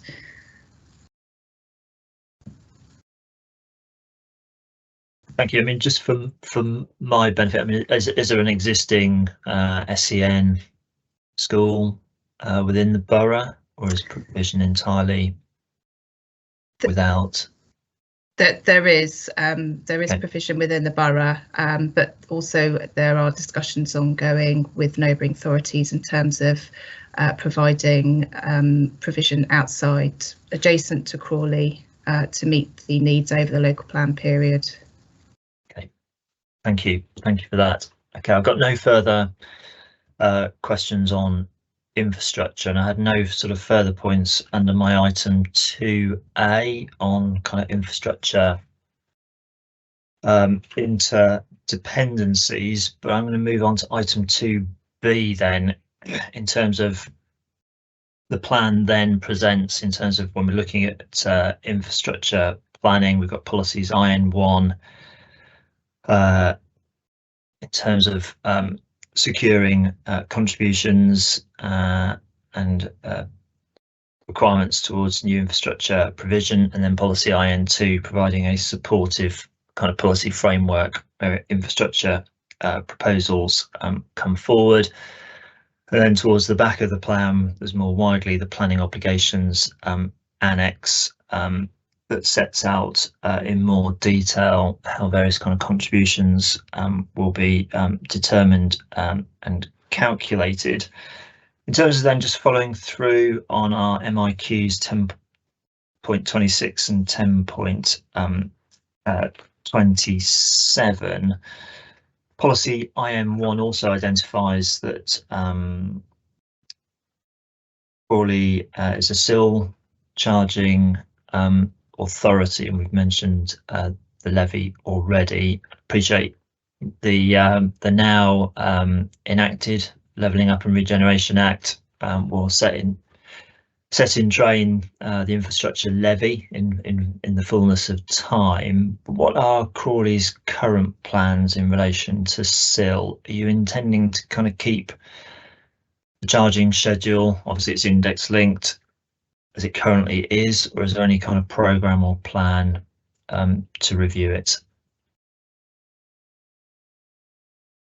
So there, if you can hear okay, yes, there there isn't a plan currently to review the charging schedule, so the local plan approach and the viability testing are undertaken on the basis of the of it remaining in place.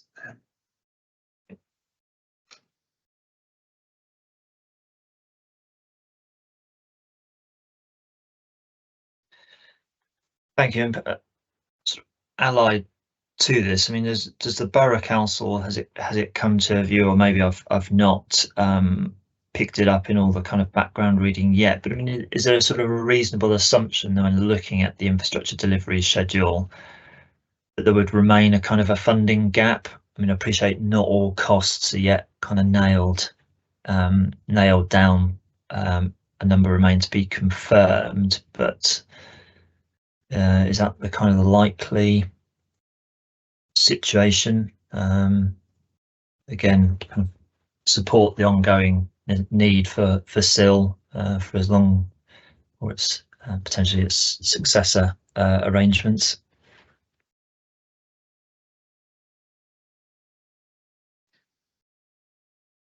Yes, certainly we think the justification is there for the the continuation of SIL charging on the basis of the infrastructure delivery schedule itself, and the discussions we've had, and we mentioned that there are areas where grant funding would also be required in some proportion, in terms of the basic need grant for education and the funds that we would anticipate being able to use to support particularly our kind of more sustainable transport mitigations. But we're informed there by kind of recent experience in relation to the amounts of those that have been available. But certainly we think that there is the SIL will continue to play a significant role in delivering the infrastructure that's needed to support the plan. Okay, thank you for that. And in terms of the council's position in terms of proposed modifications, a note within the latest schedule, version 7E, the council is proposing to put forward some additional text within policy IN1, which would effectively link back to the infrastructure delivery schedule in terms of that's its role in terms of supporting the delivery of the plan, and again picking that through ongoing kind of monitoring. I mean, at looking at that additional text, and it would seem to, from our perspective, assist with the kind of the effectiveness of the plan in terms of putting it forward as a proposed main modification for then others to potentially comment on if they so wish. Obviously we also reflect on the request submission from National Highways in terms of whether there needs to be further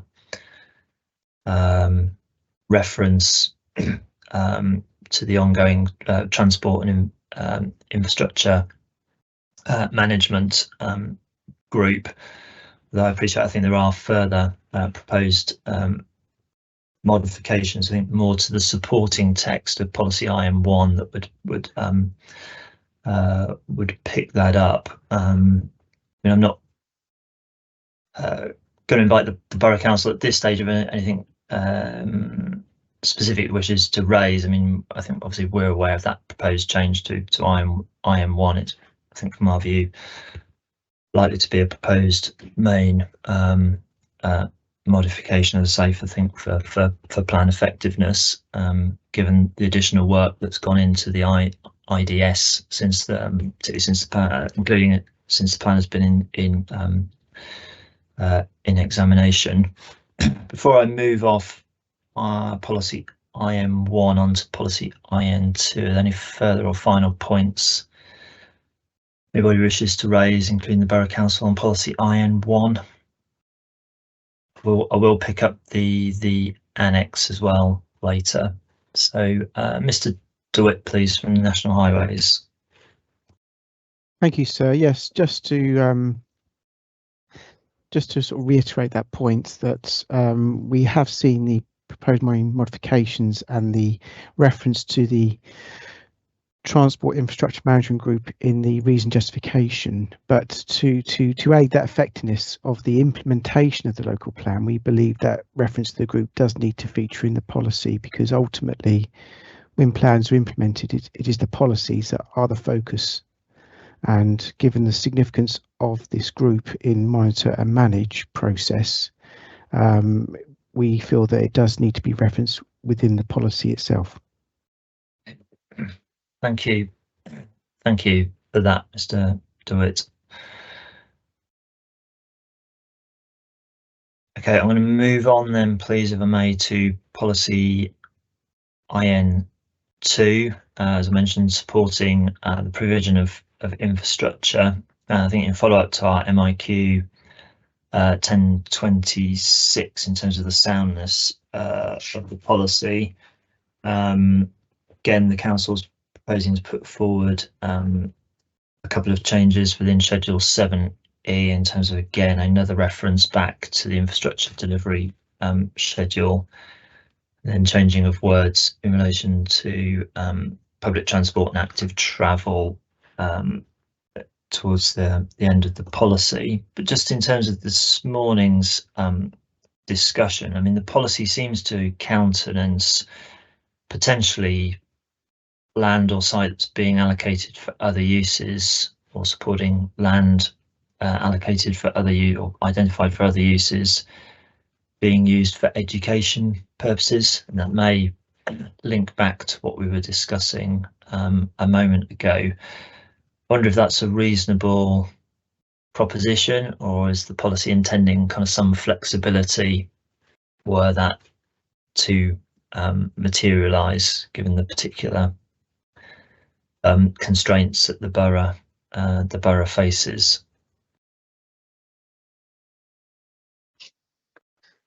Yes, so this is this element of policy IN2 is kind of responding to the issues that we've been aware of over the period of this local plan review, in which we've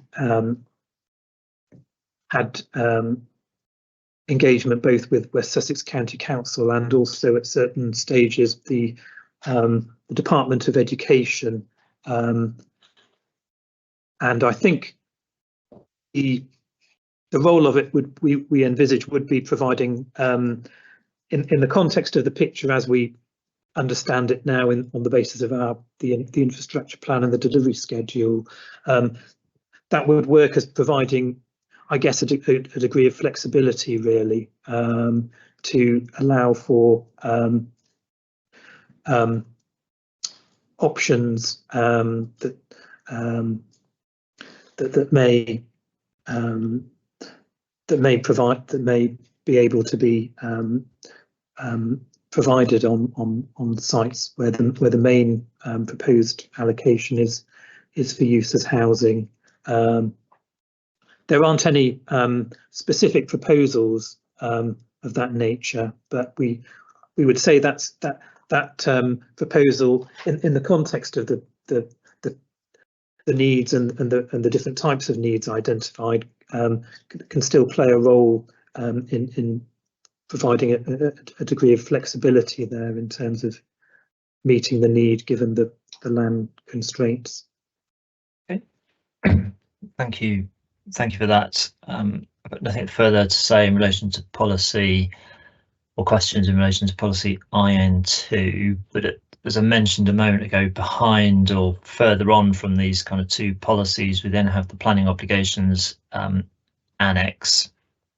We raised this at our matter and issues question 1027, in terms of the kind of the reasonableness or otherwise of the approach. And can I just confirm with the Borough Council that this was or a large part of the content of the annex was previously in a supplementary planning document, and then is it through this review process that you've sought to bring it across and embed it within the local plan document itself in terms of the various kind of formula and other means of working out the requirements that would arise from certain policies within the plan?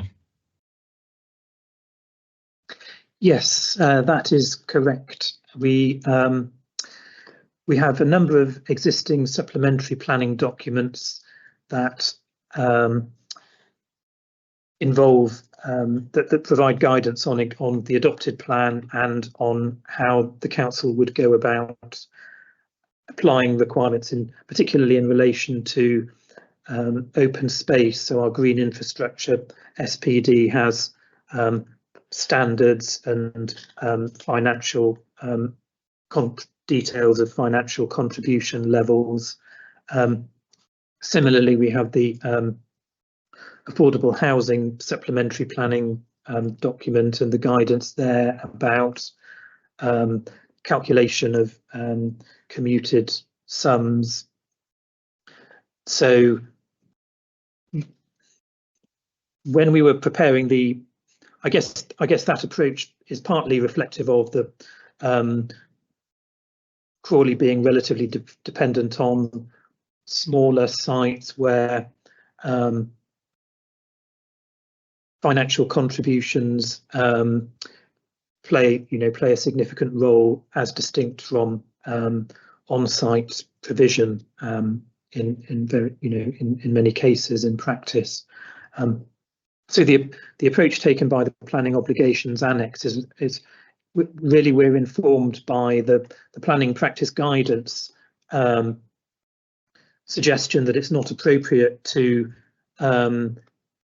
introduce these kinds of formulaic types of Section 106 requirements through supplementary planning documents, and therefore that it should be included in the plan to be able to be examined and considered from a viability perspective at the plan making stage.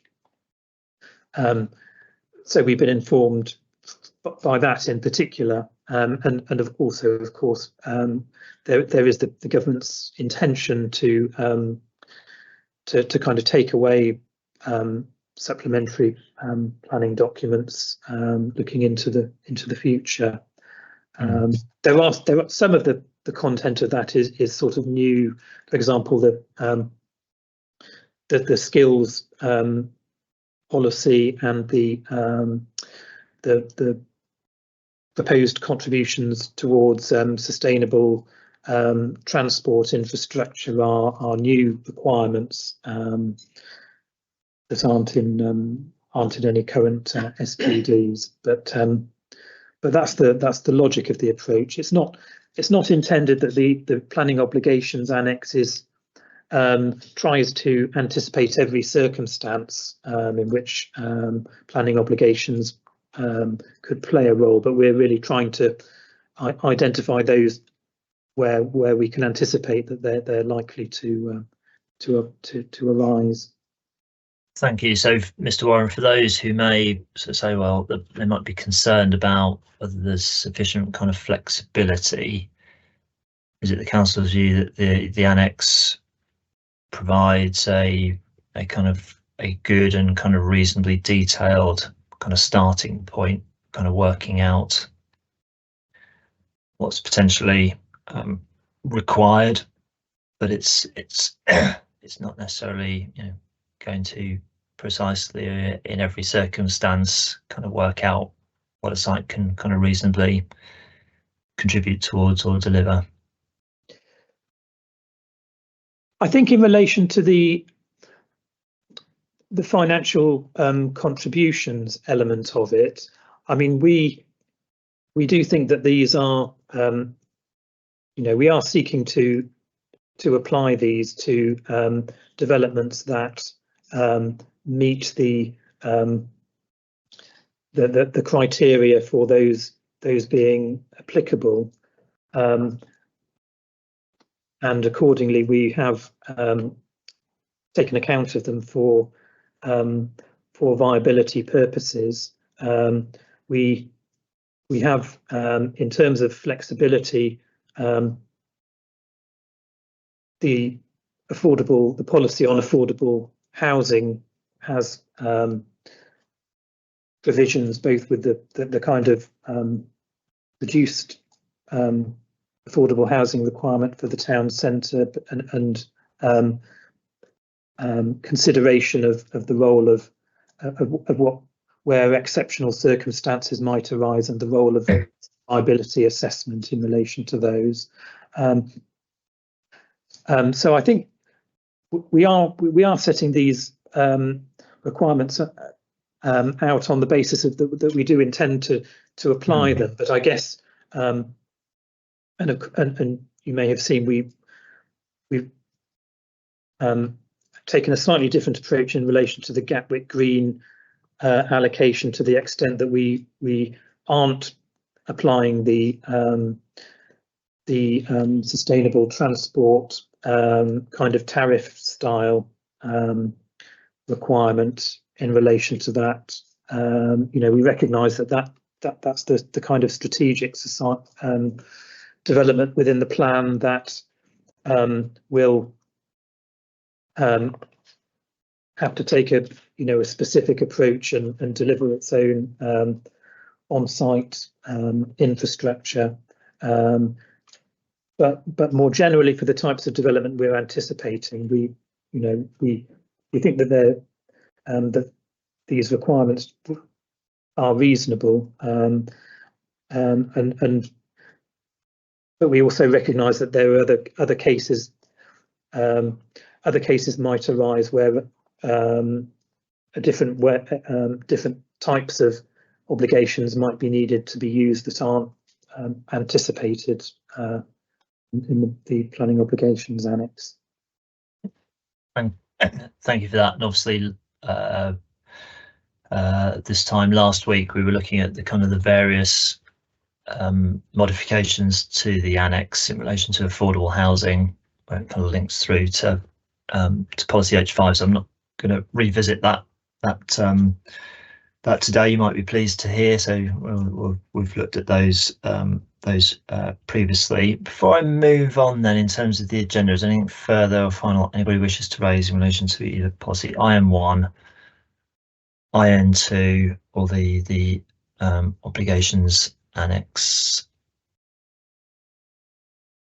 No, in which case I'm going to move on to agenda item 3, and this is a carryover from the part 1 hearings, and it's in relation to soundness of policy EC5 on employment and skills development. I've kind of put it in here because it probably has some relationship or bearing to development viability, was my kind of logic at the time when looking at the programme.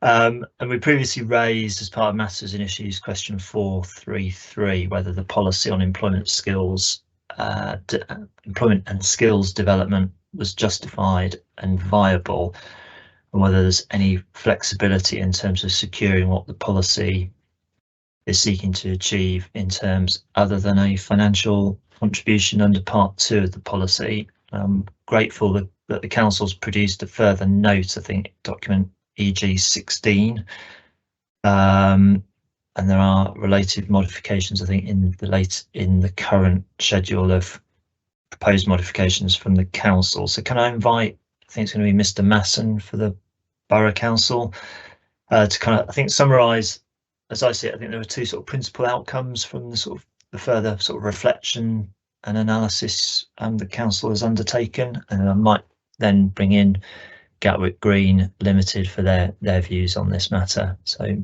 Mr. Masson first, please. Good morning, good afternoon even.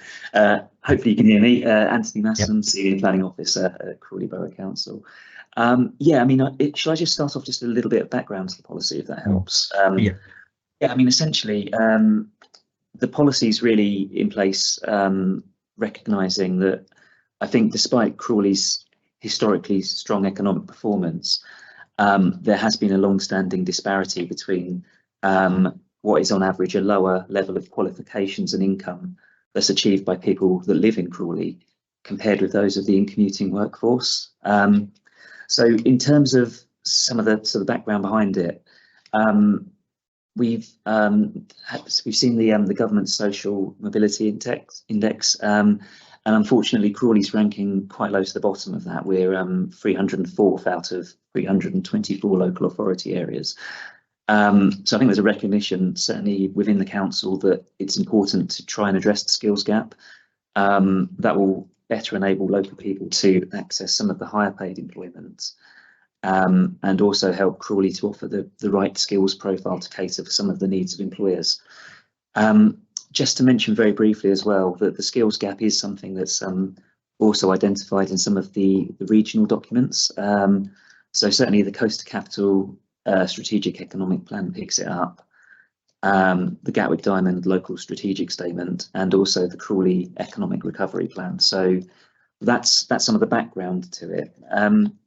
Just touching very briefly on matters of viability, we may pick this up in detail later, but essentially the direct cost implications of policy EC5, they were originally tested through the local plan viability assessment. Following that initial stage of testing, the requirements for the skills related contribution have been reduced to ensure that development is viable.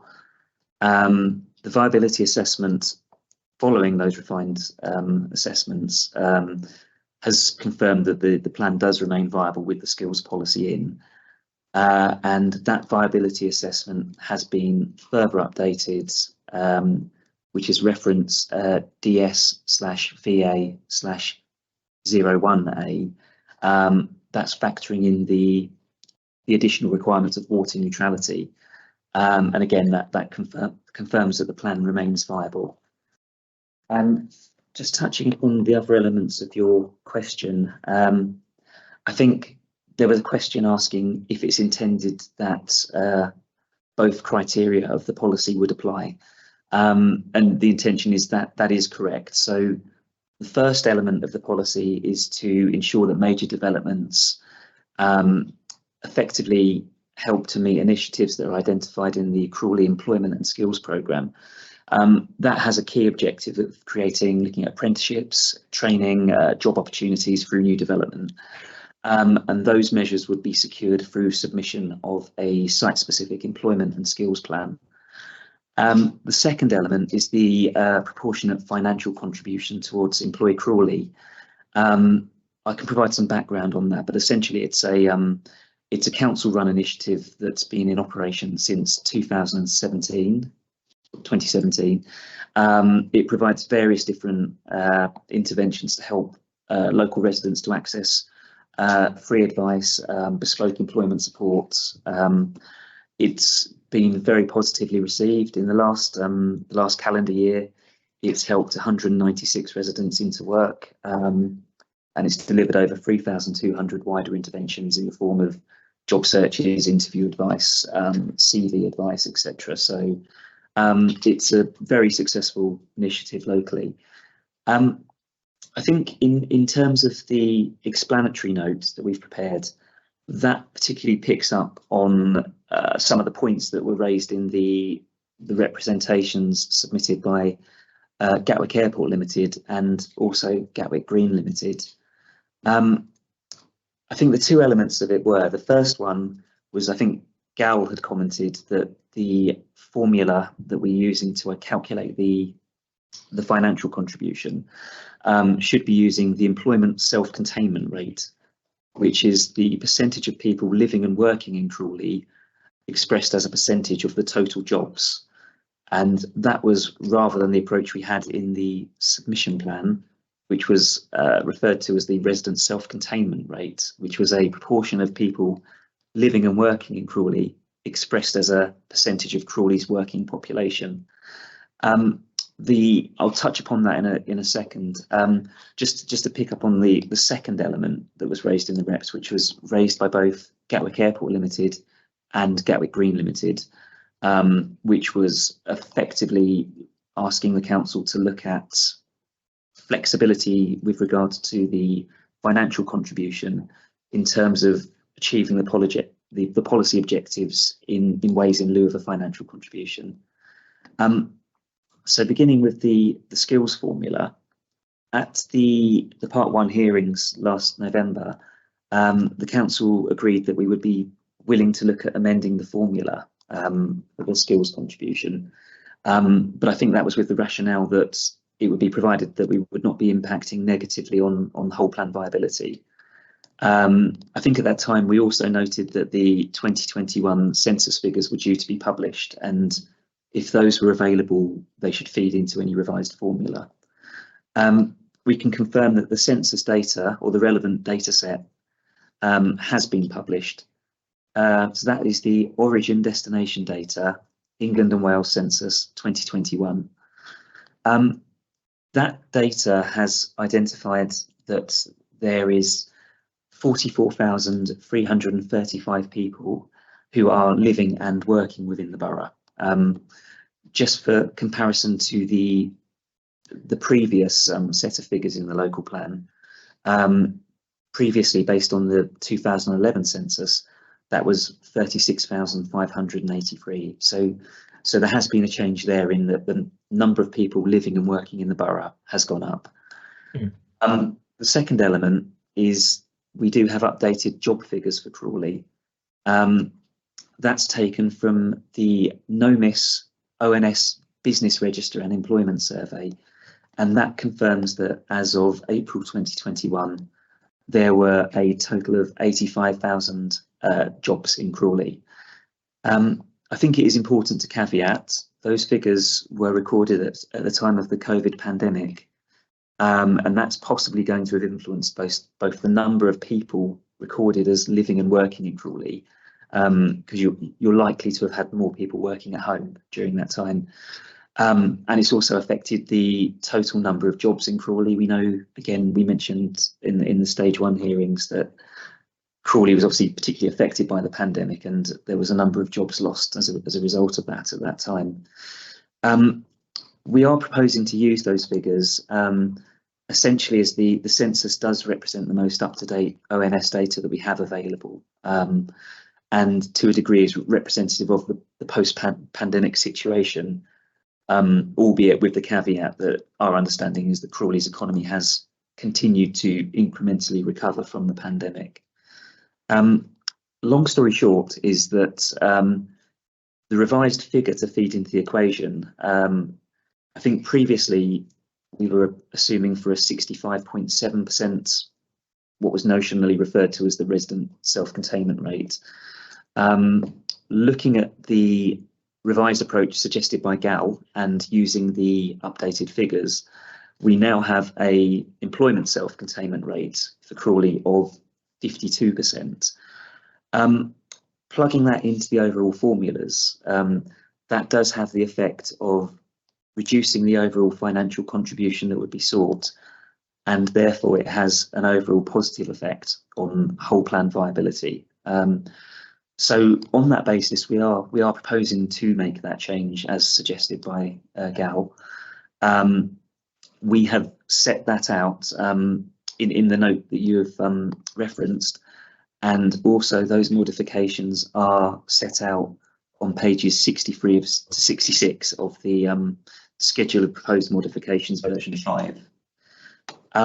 The other element was the flexibility in terms of the financial contribution. Again, I think feedback from GAL and Gatwick Green had suggested that there wasn't sufficient flexibility within the plan in lieu of a financial contribution to achieve the policy goals, in essence.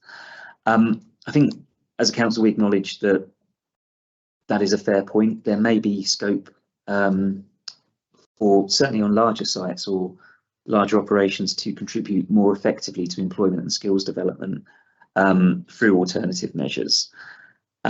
in terms of how we've sought to make that modification, the policy itself, we don't believe it is necessary to make changes to, and that is because the end of the policy sets out that the requirements of Part 1 and 2 of the policy should be satisfied in accordance with the local planning obligations annex.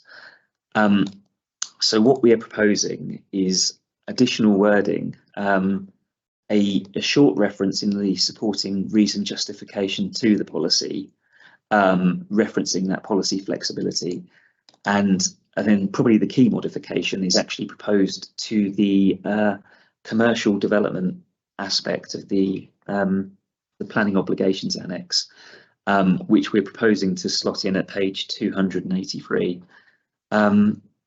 We've set out the wording in the modification, but in summary, it's essentially saying that where it can be clearly demonstrated that measures in lieu of the financial contribution would achieve greater benefits in delivering employment and skills initiatives to help Crawley residents access employment opportunities, this will be supported subject to negotiation and agreement with the council.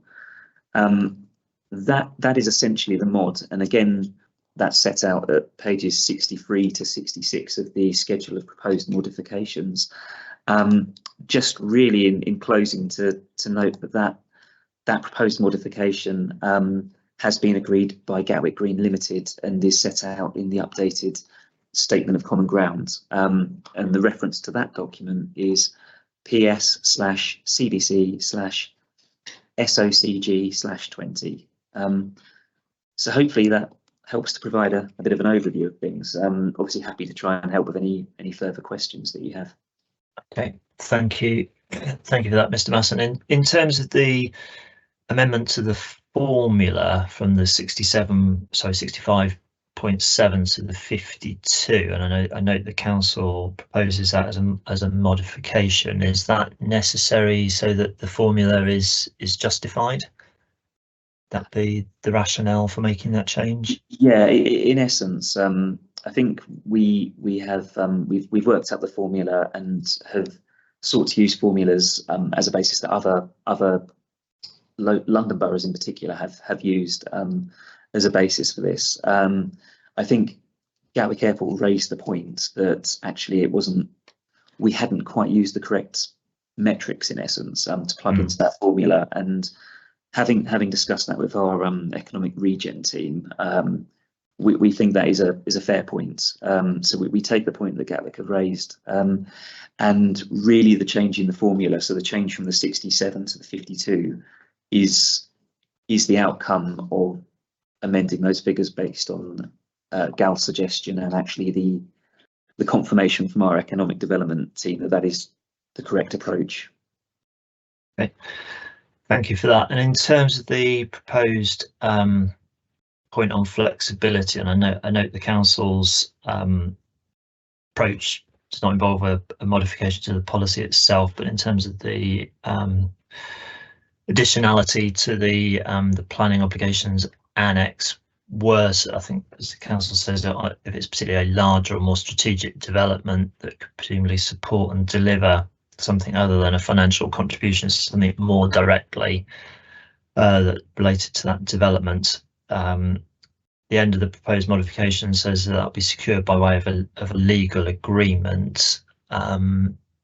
Is there any scope or potential that it could also be secured by condition, or would the council's starting point be to try and secure that, presumably as part of a Section 106 kind of package? Understanding is it would normally be by way of a 106. I think in part that's also because the first arm of the policy, so the employment and skills provision statement, that would also come into it, because through that a developer would basically be looking to involve people potentially at the construction stage, so they may be able to set out apprenticeships, etc. So I think it's helpful to tie it to a legal agreement in that sense, because then it enables I suppose it enables a clear understanding between the council and the developers to what the expectations are. Okay.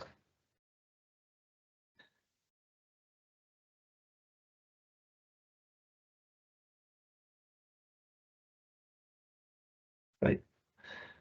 Thank you for that. If I can bring in Gatwick Green Limited, the camera's panning around to whoever's going to come in on this point. The name says Tony Cross, but it might be somebody else. Is it going to be Mr. Fife? Hopefully you can see me clearly. Simon Fife Savills on behalf of Gatwick Green Limited. Firstly, we made representations on EC5 both in our 2021 reps and again in 2023. We've been quite consistent on this, and the representation sought that flexibility with reference to the PPG guidance, which you referenced in your MIQs, and also set out at paragraph 315 of our statement on matter 10. And so you've got our statement and you've got our representations. So I think our position is reasonably clear. We agree with the council's change, and we believe it's a positive one.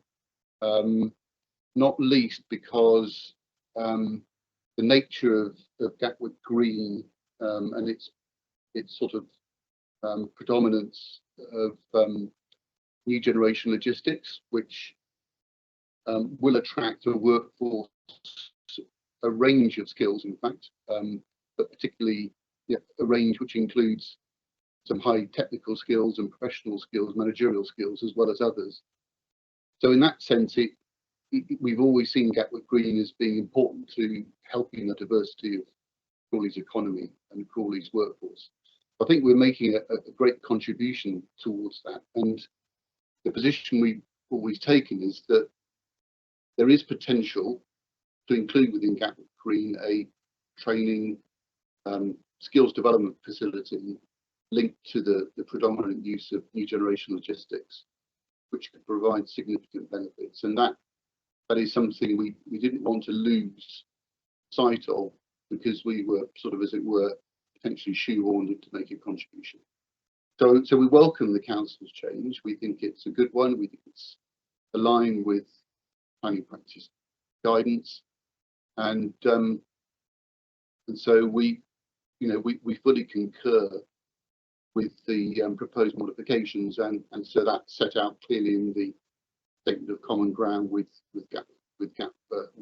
Crawley Borough Council. The reference I think Mr. Masson has given, yes, CBC, so CG 20, clause 13 of section 8. So I don't think we want to add any more to that. We made no representation, but I think now the flexibility is there. I think this is one area where the flexibility within the annex was well placed. And incidentally, we didn't seek any changes to policy C5. We felt, as the council had done, that some wording to the annex would adequately deal with it. Okay.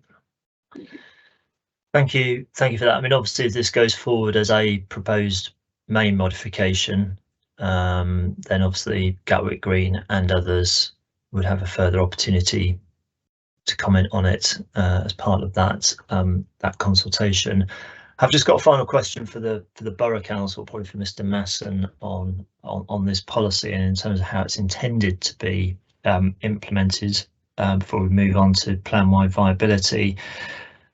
So just going back to a point you raised earlier, Mr. Masson, so is the policy intended to work on kind of two levels? So one is to try and get apprenticeships and people involved in and upskilling them as part of the construction phase of developments as they come forward, and then the second part of the policy to then sort of ongoing kind of skills investment, depending on potentially the end user or end kind of nature of the development. I could understand maybe on housing developments it's probably going to be more geared towards, I would imagine, the construction type phases, but is there an intention through the policy then through other developments, as just been hearing on Gatwick Green, if that's found sound, there's a kind of like potentially a longer kind of investment in kind of skills those kind of more commercial type developments. Yeah, sorry, I'm just waiting to go Yeah. live there. Yes, yeah, that's very much the two limbs of it.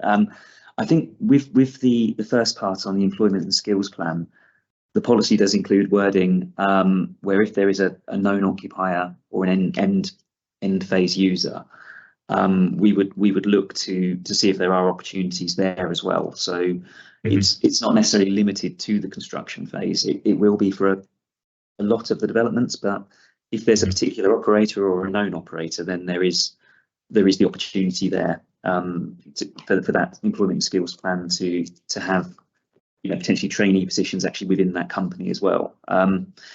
The second point on the financial contribution, I think that's particularly geared up towards sort of contributions towards the employee Crawley operation. I say that's something that's been particularly successful in the borough. It's something that we would like to keep going and you know, ideally be able to expand, given the you know the skills gap that we have and the recognition within the wider regional policies. So that's essentially the two limbs of it. Hopefully that clarifies it. It does. Thank you for that, and thank you for the initial kind of scene setting introduction to policy EC5. That was very helpful. I've got no further questions on this agenda item. I've heard from Gatwick Green, who I was anticipating to hear from on this particular point. So I'm going to move on, please, in terms of the agenda, and I think the next item is item 4, and it's plan-wide viability. And I think from looking at my screen, I think we do have representatives with us today from Dixon Searle, who undertook the plan-wide viability assessment work. I think it was Mr. Jones and Mr. Molyneux, who also attended last week as well. I don't know if they'll have if they've brought equity cards and will have a speaking role, or whether I should be looking to the Borough Council in the first instance on this agenda item. So no, Mr. Warren's there. Good.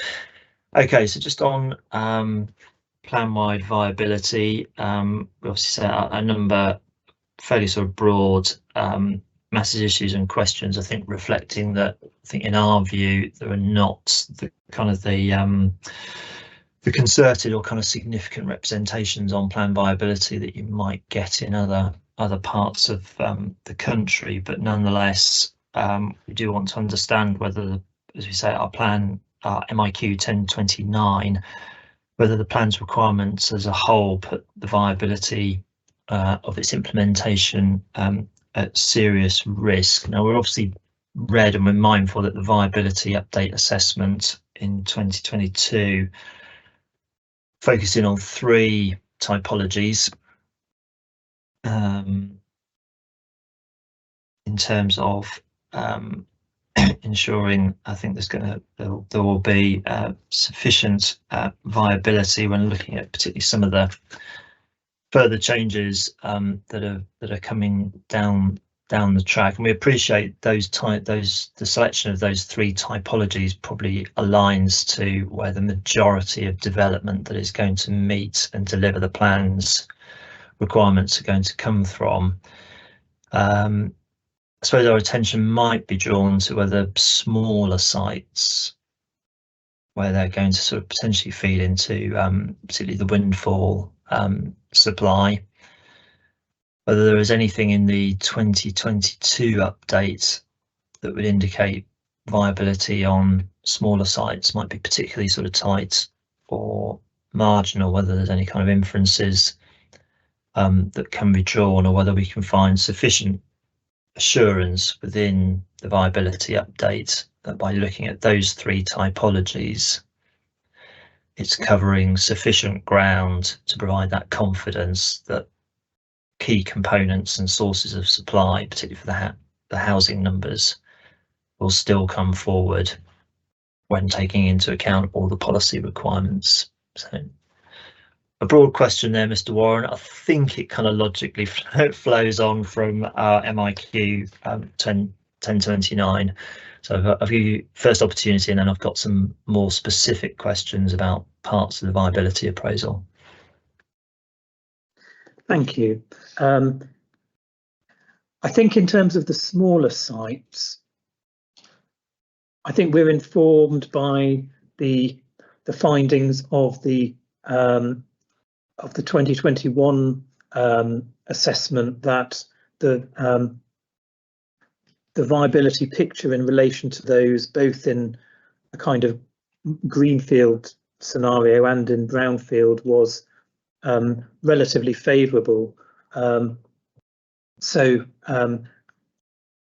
bearing that in mind, and the relatively kind of minor changes arise that were looked at in terms of the update, that sort of looking those in relation to each other, that those were unlikely to make those make that important source of our housing supply problematic in terms of viability. I think in particular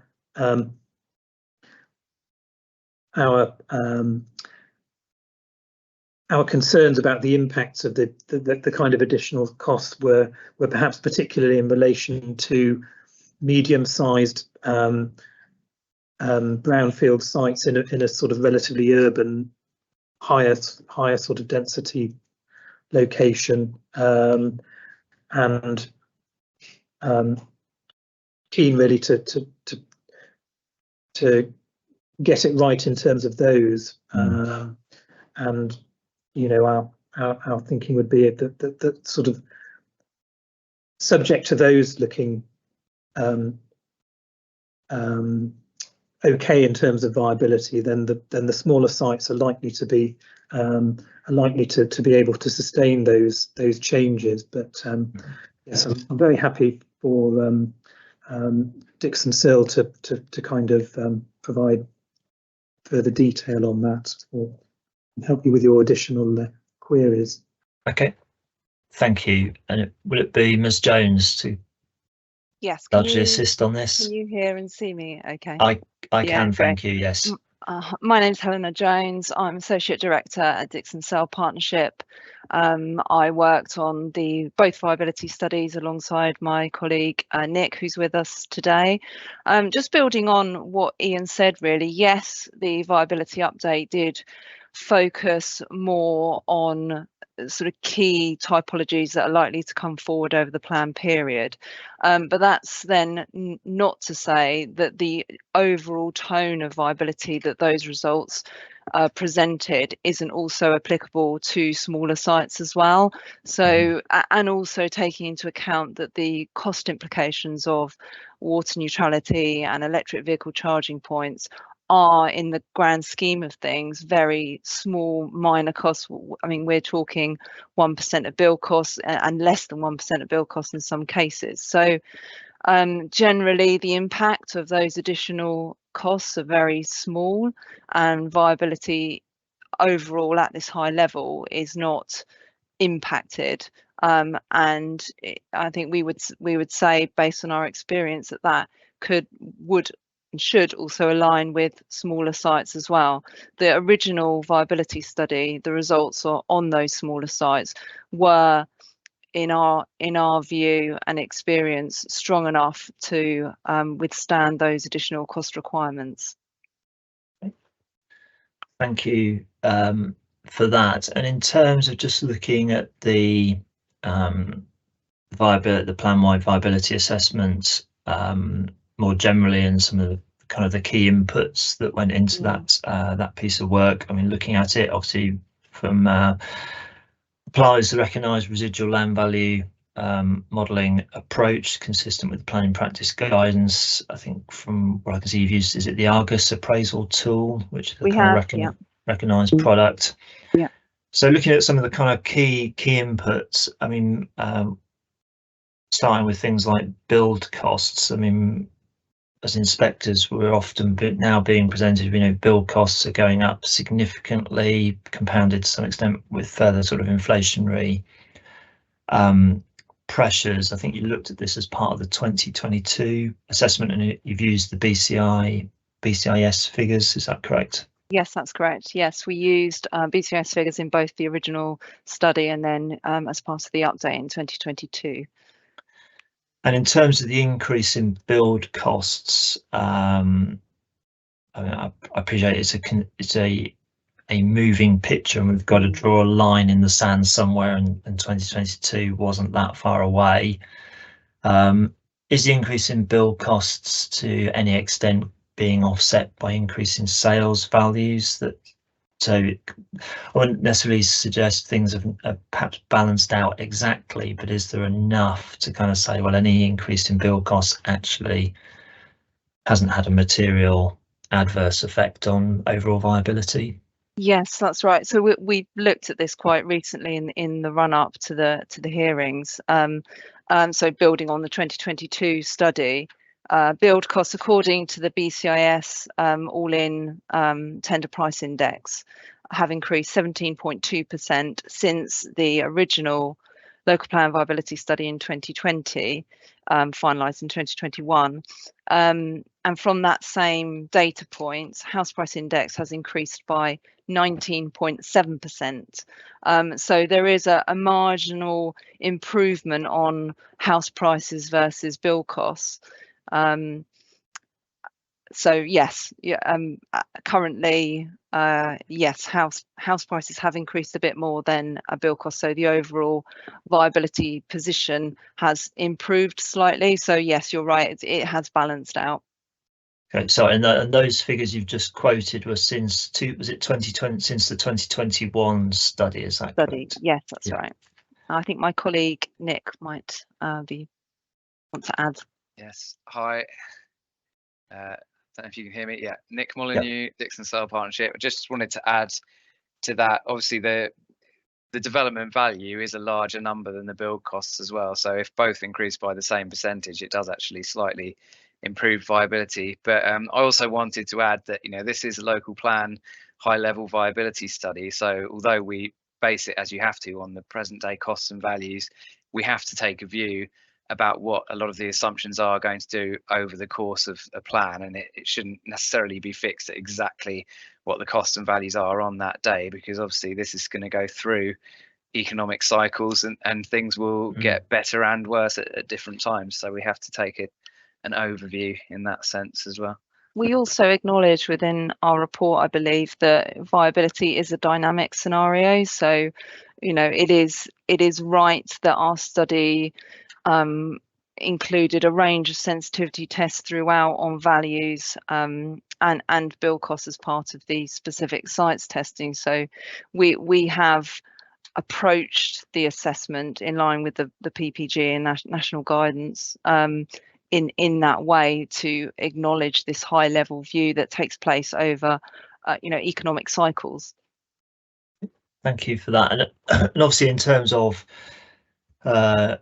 if I think of BCIS costs as kind of, you know, quite literally most of the kind of the bricks and mortar, etc., of constructing, particularly focused probably on residential. Clearly, there are other costs that need to be accounted for, particularly in this context, arising from the requirements of the plan. I just wanted to be clear from Dixon Searle, from the way I read it, you've made a sort of a 5% allowance, or 5% sort of on top of build costs for, I think it's called sustainability measures. And I just wanted to be clear what's captured by that 5% additionality on costs. Yeah, sure. So that 5% allowance represents meeting current now building regulations, future home standard, what was the interim uplift amount. It also factors in BNG, which which we know from the government's impact assessment is again a relatively small cost implication. And also, in addition, some of the other policy cost requirements for SD1, SD2 and DD4. So yes, it encompasses a range of things, but I hope that clarifies for you. Thank you. Yeah, I was wondering whether it did include, I wanted to check on the biodiversity net gain, and you've confirmed that it has. In terms of other policy requirements of the plan that may have a bearing on construction costs, as I read policy DD2, would require the optional technical standard on accessibility at the M42.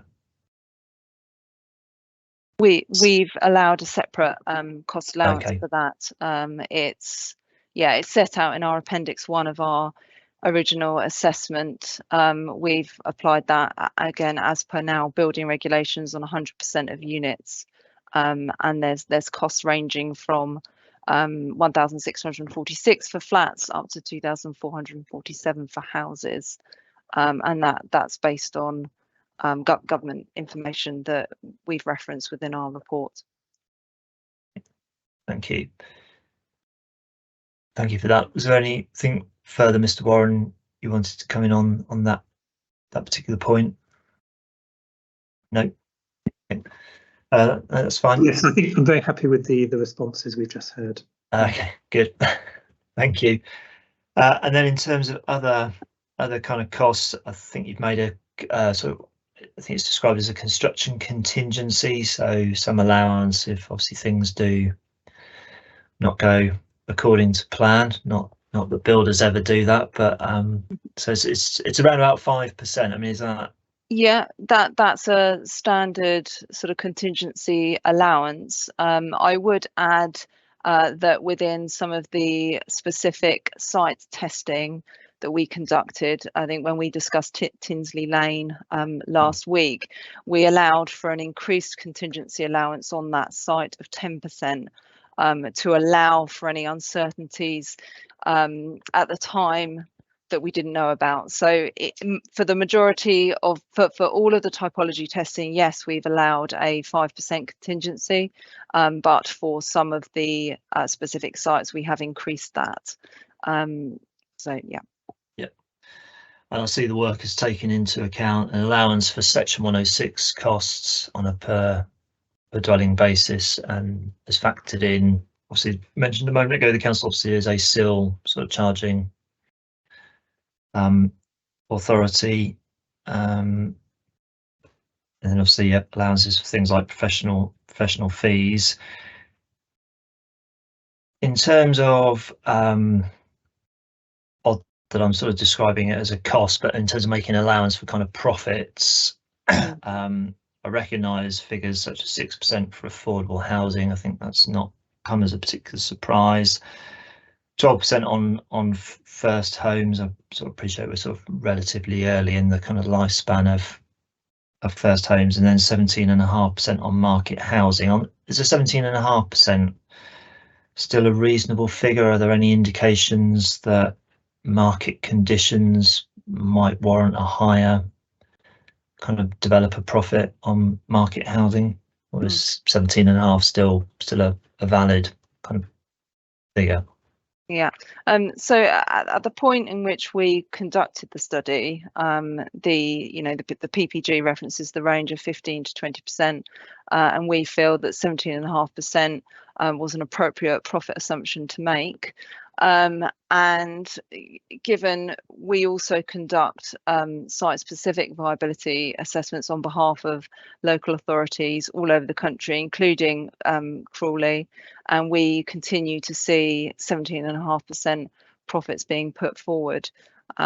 So, I mean, obviously, again, at the high level in which we have to conduct this assessment, we consider it still remains appropriate to take that midpoint view. That's over the life of the plan. That's not to say that you know, differing profit assumptions could be seen at 20% and also lower at the lower 15% end of the range. So yeah, in our opinion we still consider 17.5% to be appropriate.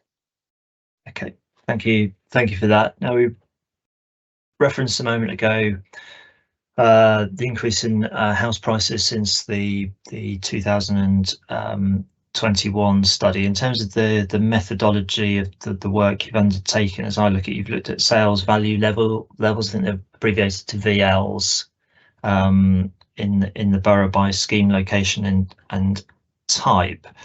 So in terms of those value levels, are they kind of generic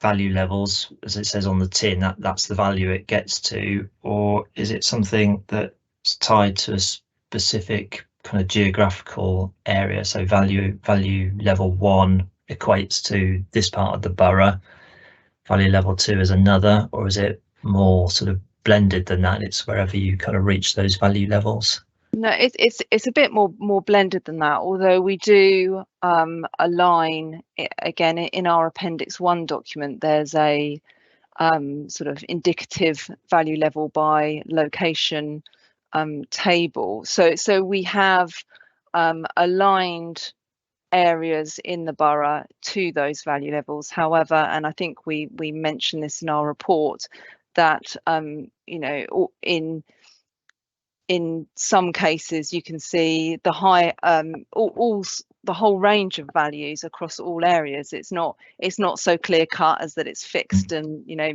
value level 1 to 3 in one area and no other value could ever be seen. You know, it is more broad than that. Okay, that's fine, thank you for that. Good, I've got nothing further ones to raise on sales values, unless there's anything that Dixon Searle wants to bring to my attention on sales values. I mean, I would just add, if I may, that as you'd expect, the value levels were informed by quite extensive data research and analysis through land registry data, as well as through our stakeholder consultation process with relevant stakeholders from the development industry. So an extensive exercise that is set out in the report and in the accompanying appendices. It's set out there, so just to draw your attention to that, really. Yeah. Okay, thank you. And then in terms of obviously land costs, and I appreciate the theory is in part that what if the plan kind of sets out will inform what people are or what people should be paying for sites, so they can't subsequently come forward and say they've paid too much and therefore can't afford all the policy requirements, usually affordable housing. Obviously in Crawley we're dealing with a sort of a heavily constrained kind of land market. I appreciate the viability appraisal has looked at greenfield land values, but I think the reality in terms of where we're looking at for most kind of sources of supply, particularly for housing going forward, there's going to be an existing use value and then in theory some sort of premium to kind of incentivize if required for that area to come forward, including within the town centre, which the plan clearly sees as a key part of its strategy in terms of revitalising that area as a neighbourhood.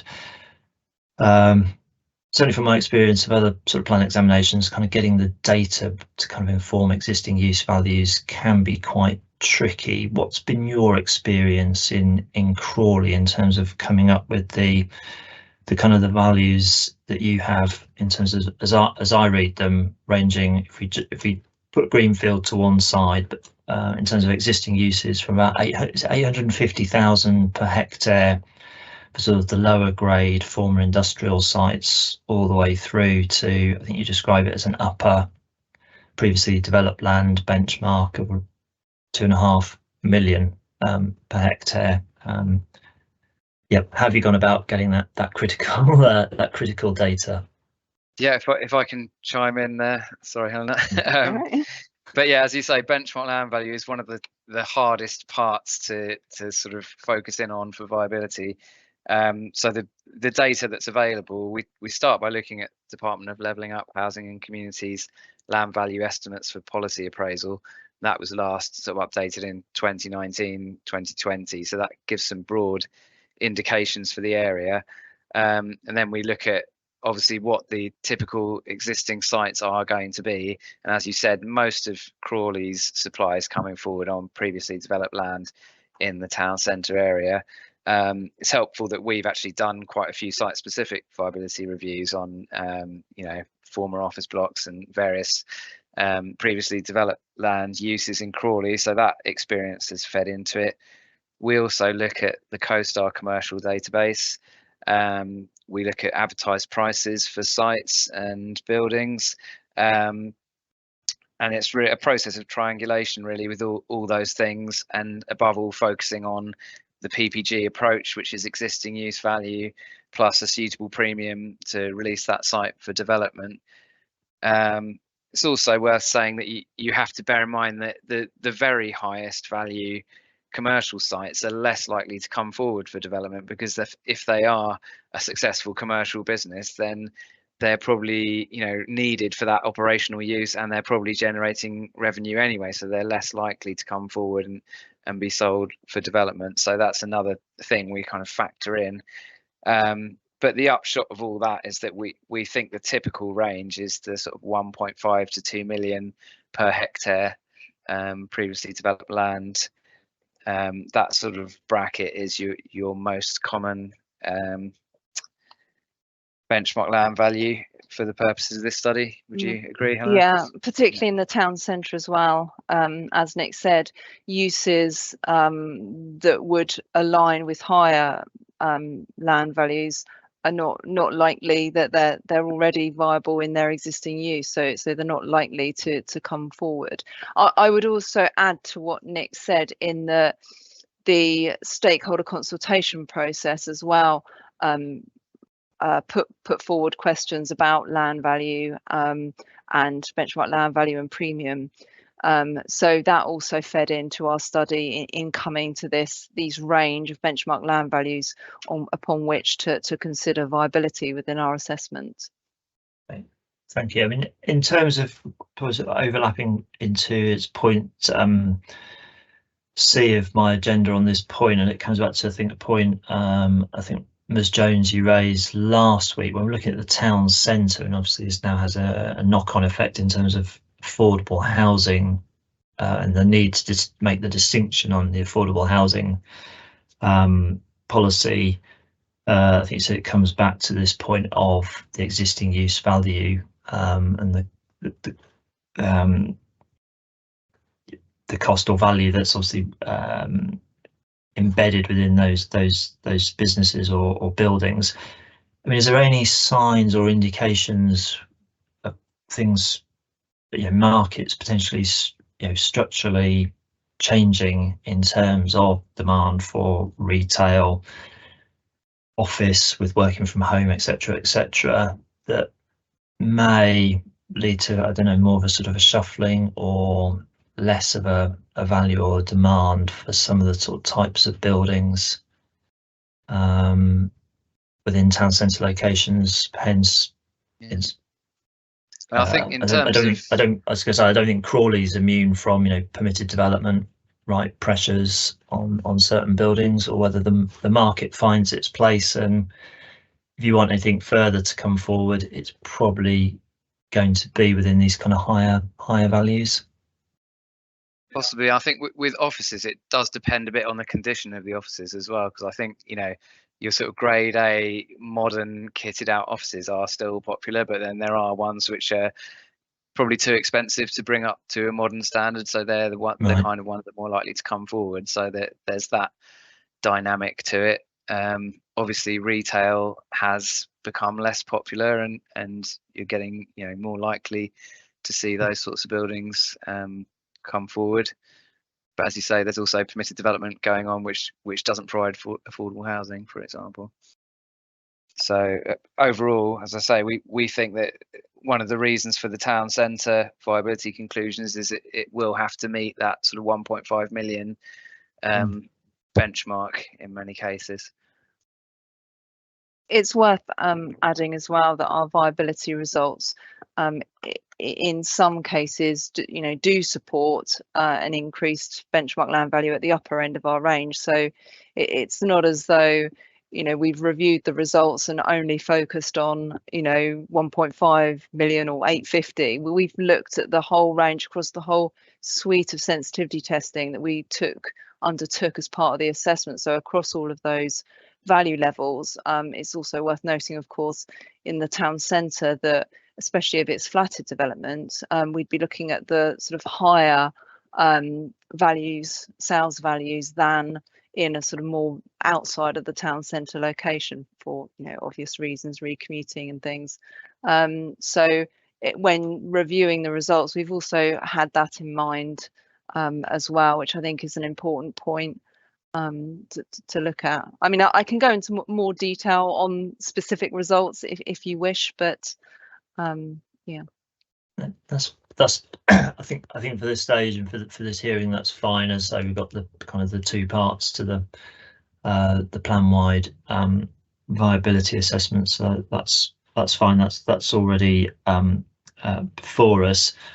I touched upon a part of the agenda around the implications for the cost implications of water neutrality, and I think we've already covered that at various sessions. I'm sort of quite clear on what the viability assessment, particularly the update, is telling us. So I've got no further questions on that. So in terms of viability and sort of concluding this item of discussion, on my item E, it was kind of, we're looking at a number of potential modifications to the plan. We looked at some in relation to affordable housing, in particular last week, and the council's referred again to its potential changes to policy EC5 in terms of employment skills, and a potential adjustment to the obligations annex. This might be more a question for the council, but I mean, Dixon Searle here as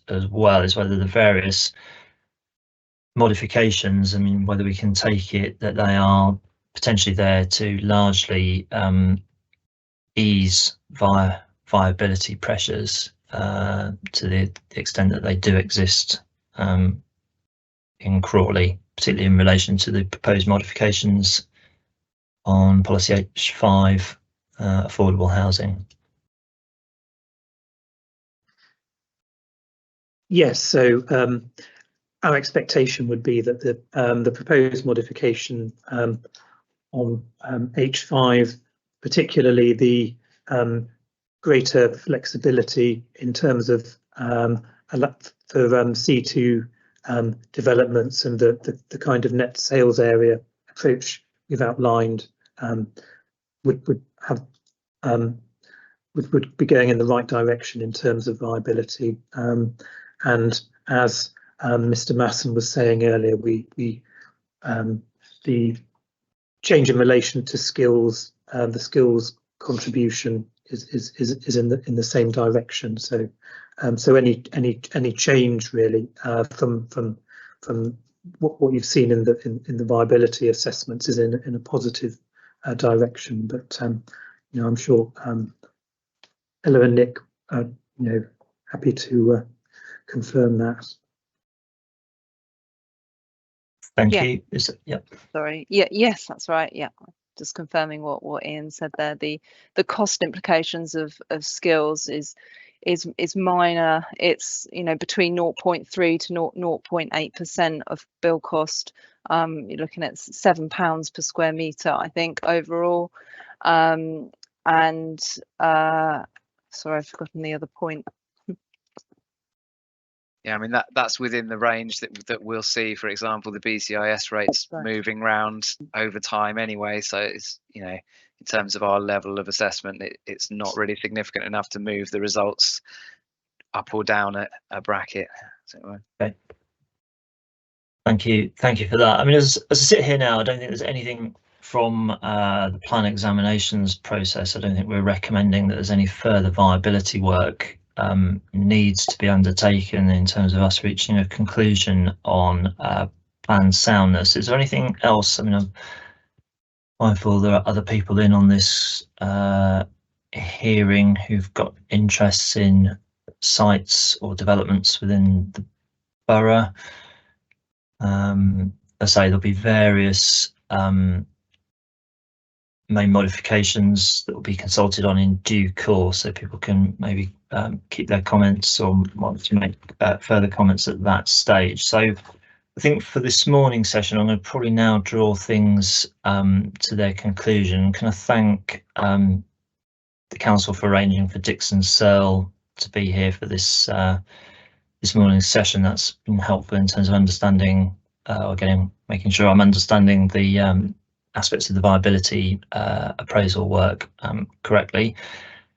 If there are no further comments, I've got no further questions myself for anybody. It's now just coming up to 1:05, so I'll just check with my learned colleague, Mr. Rollings, whether there's anything further I need to pick up or raise. With me. Okay, thank you for that.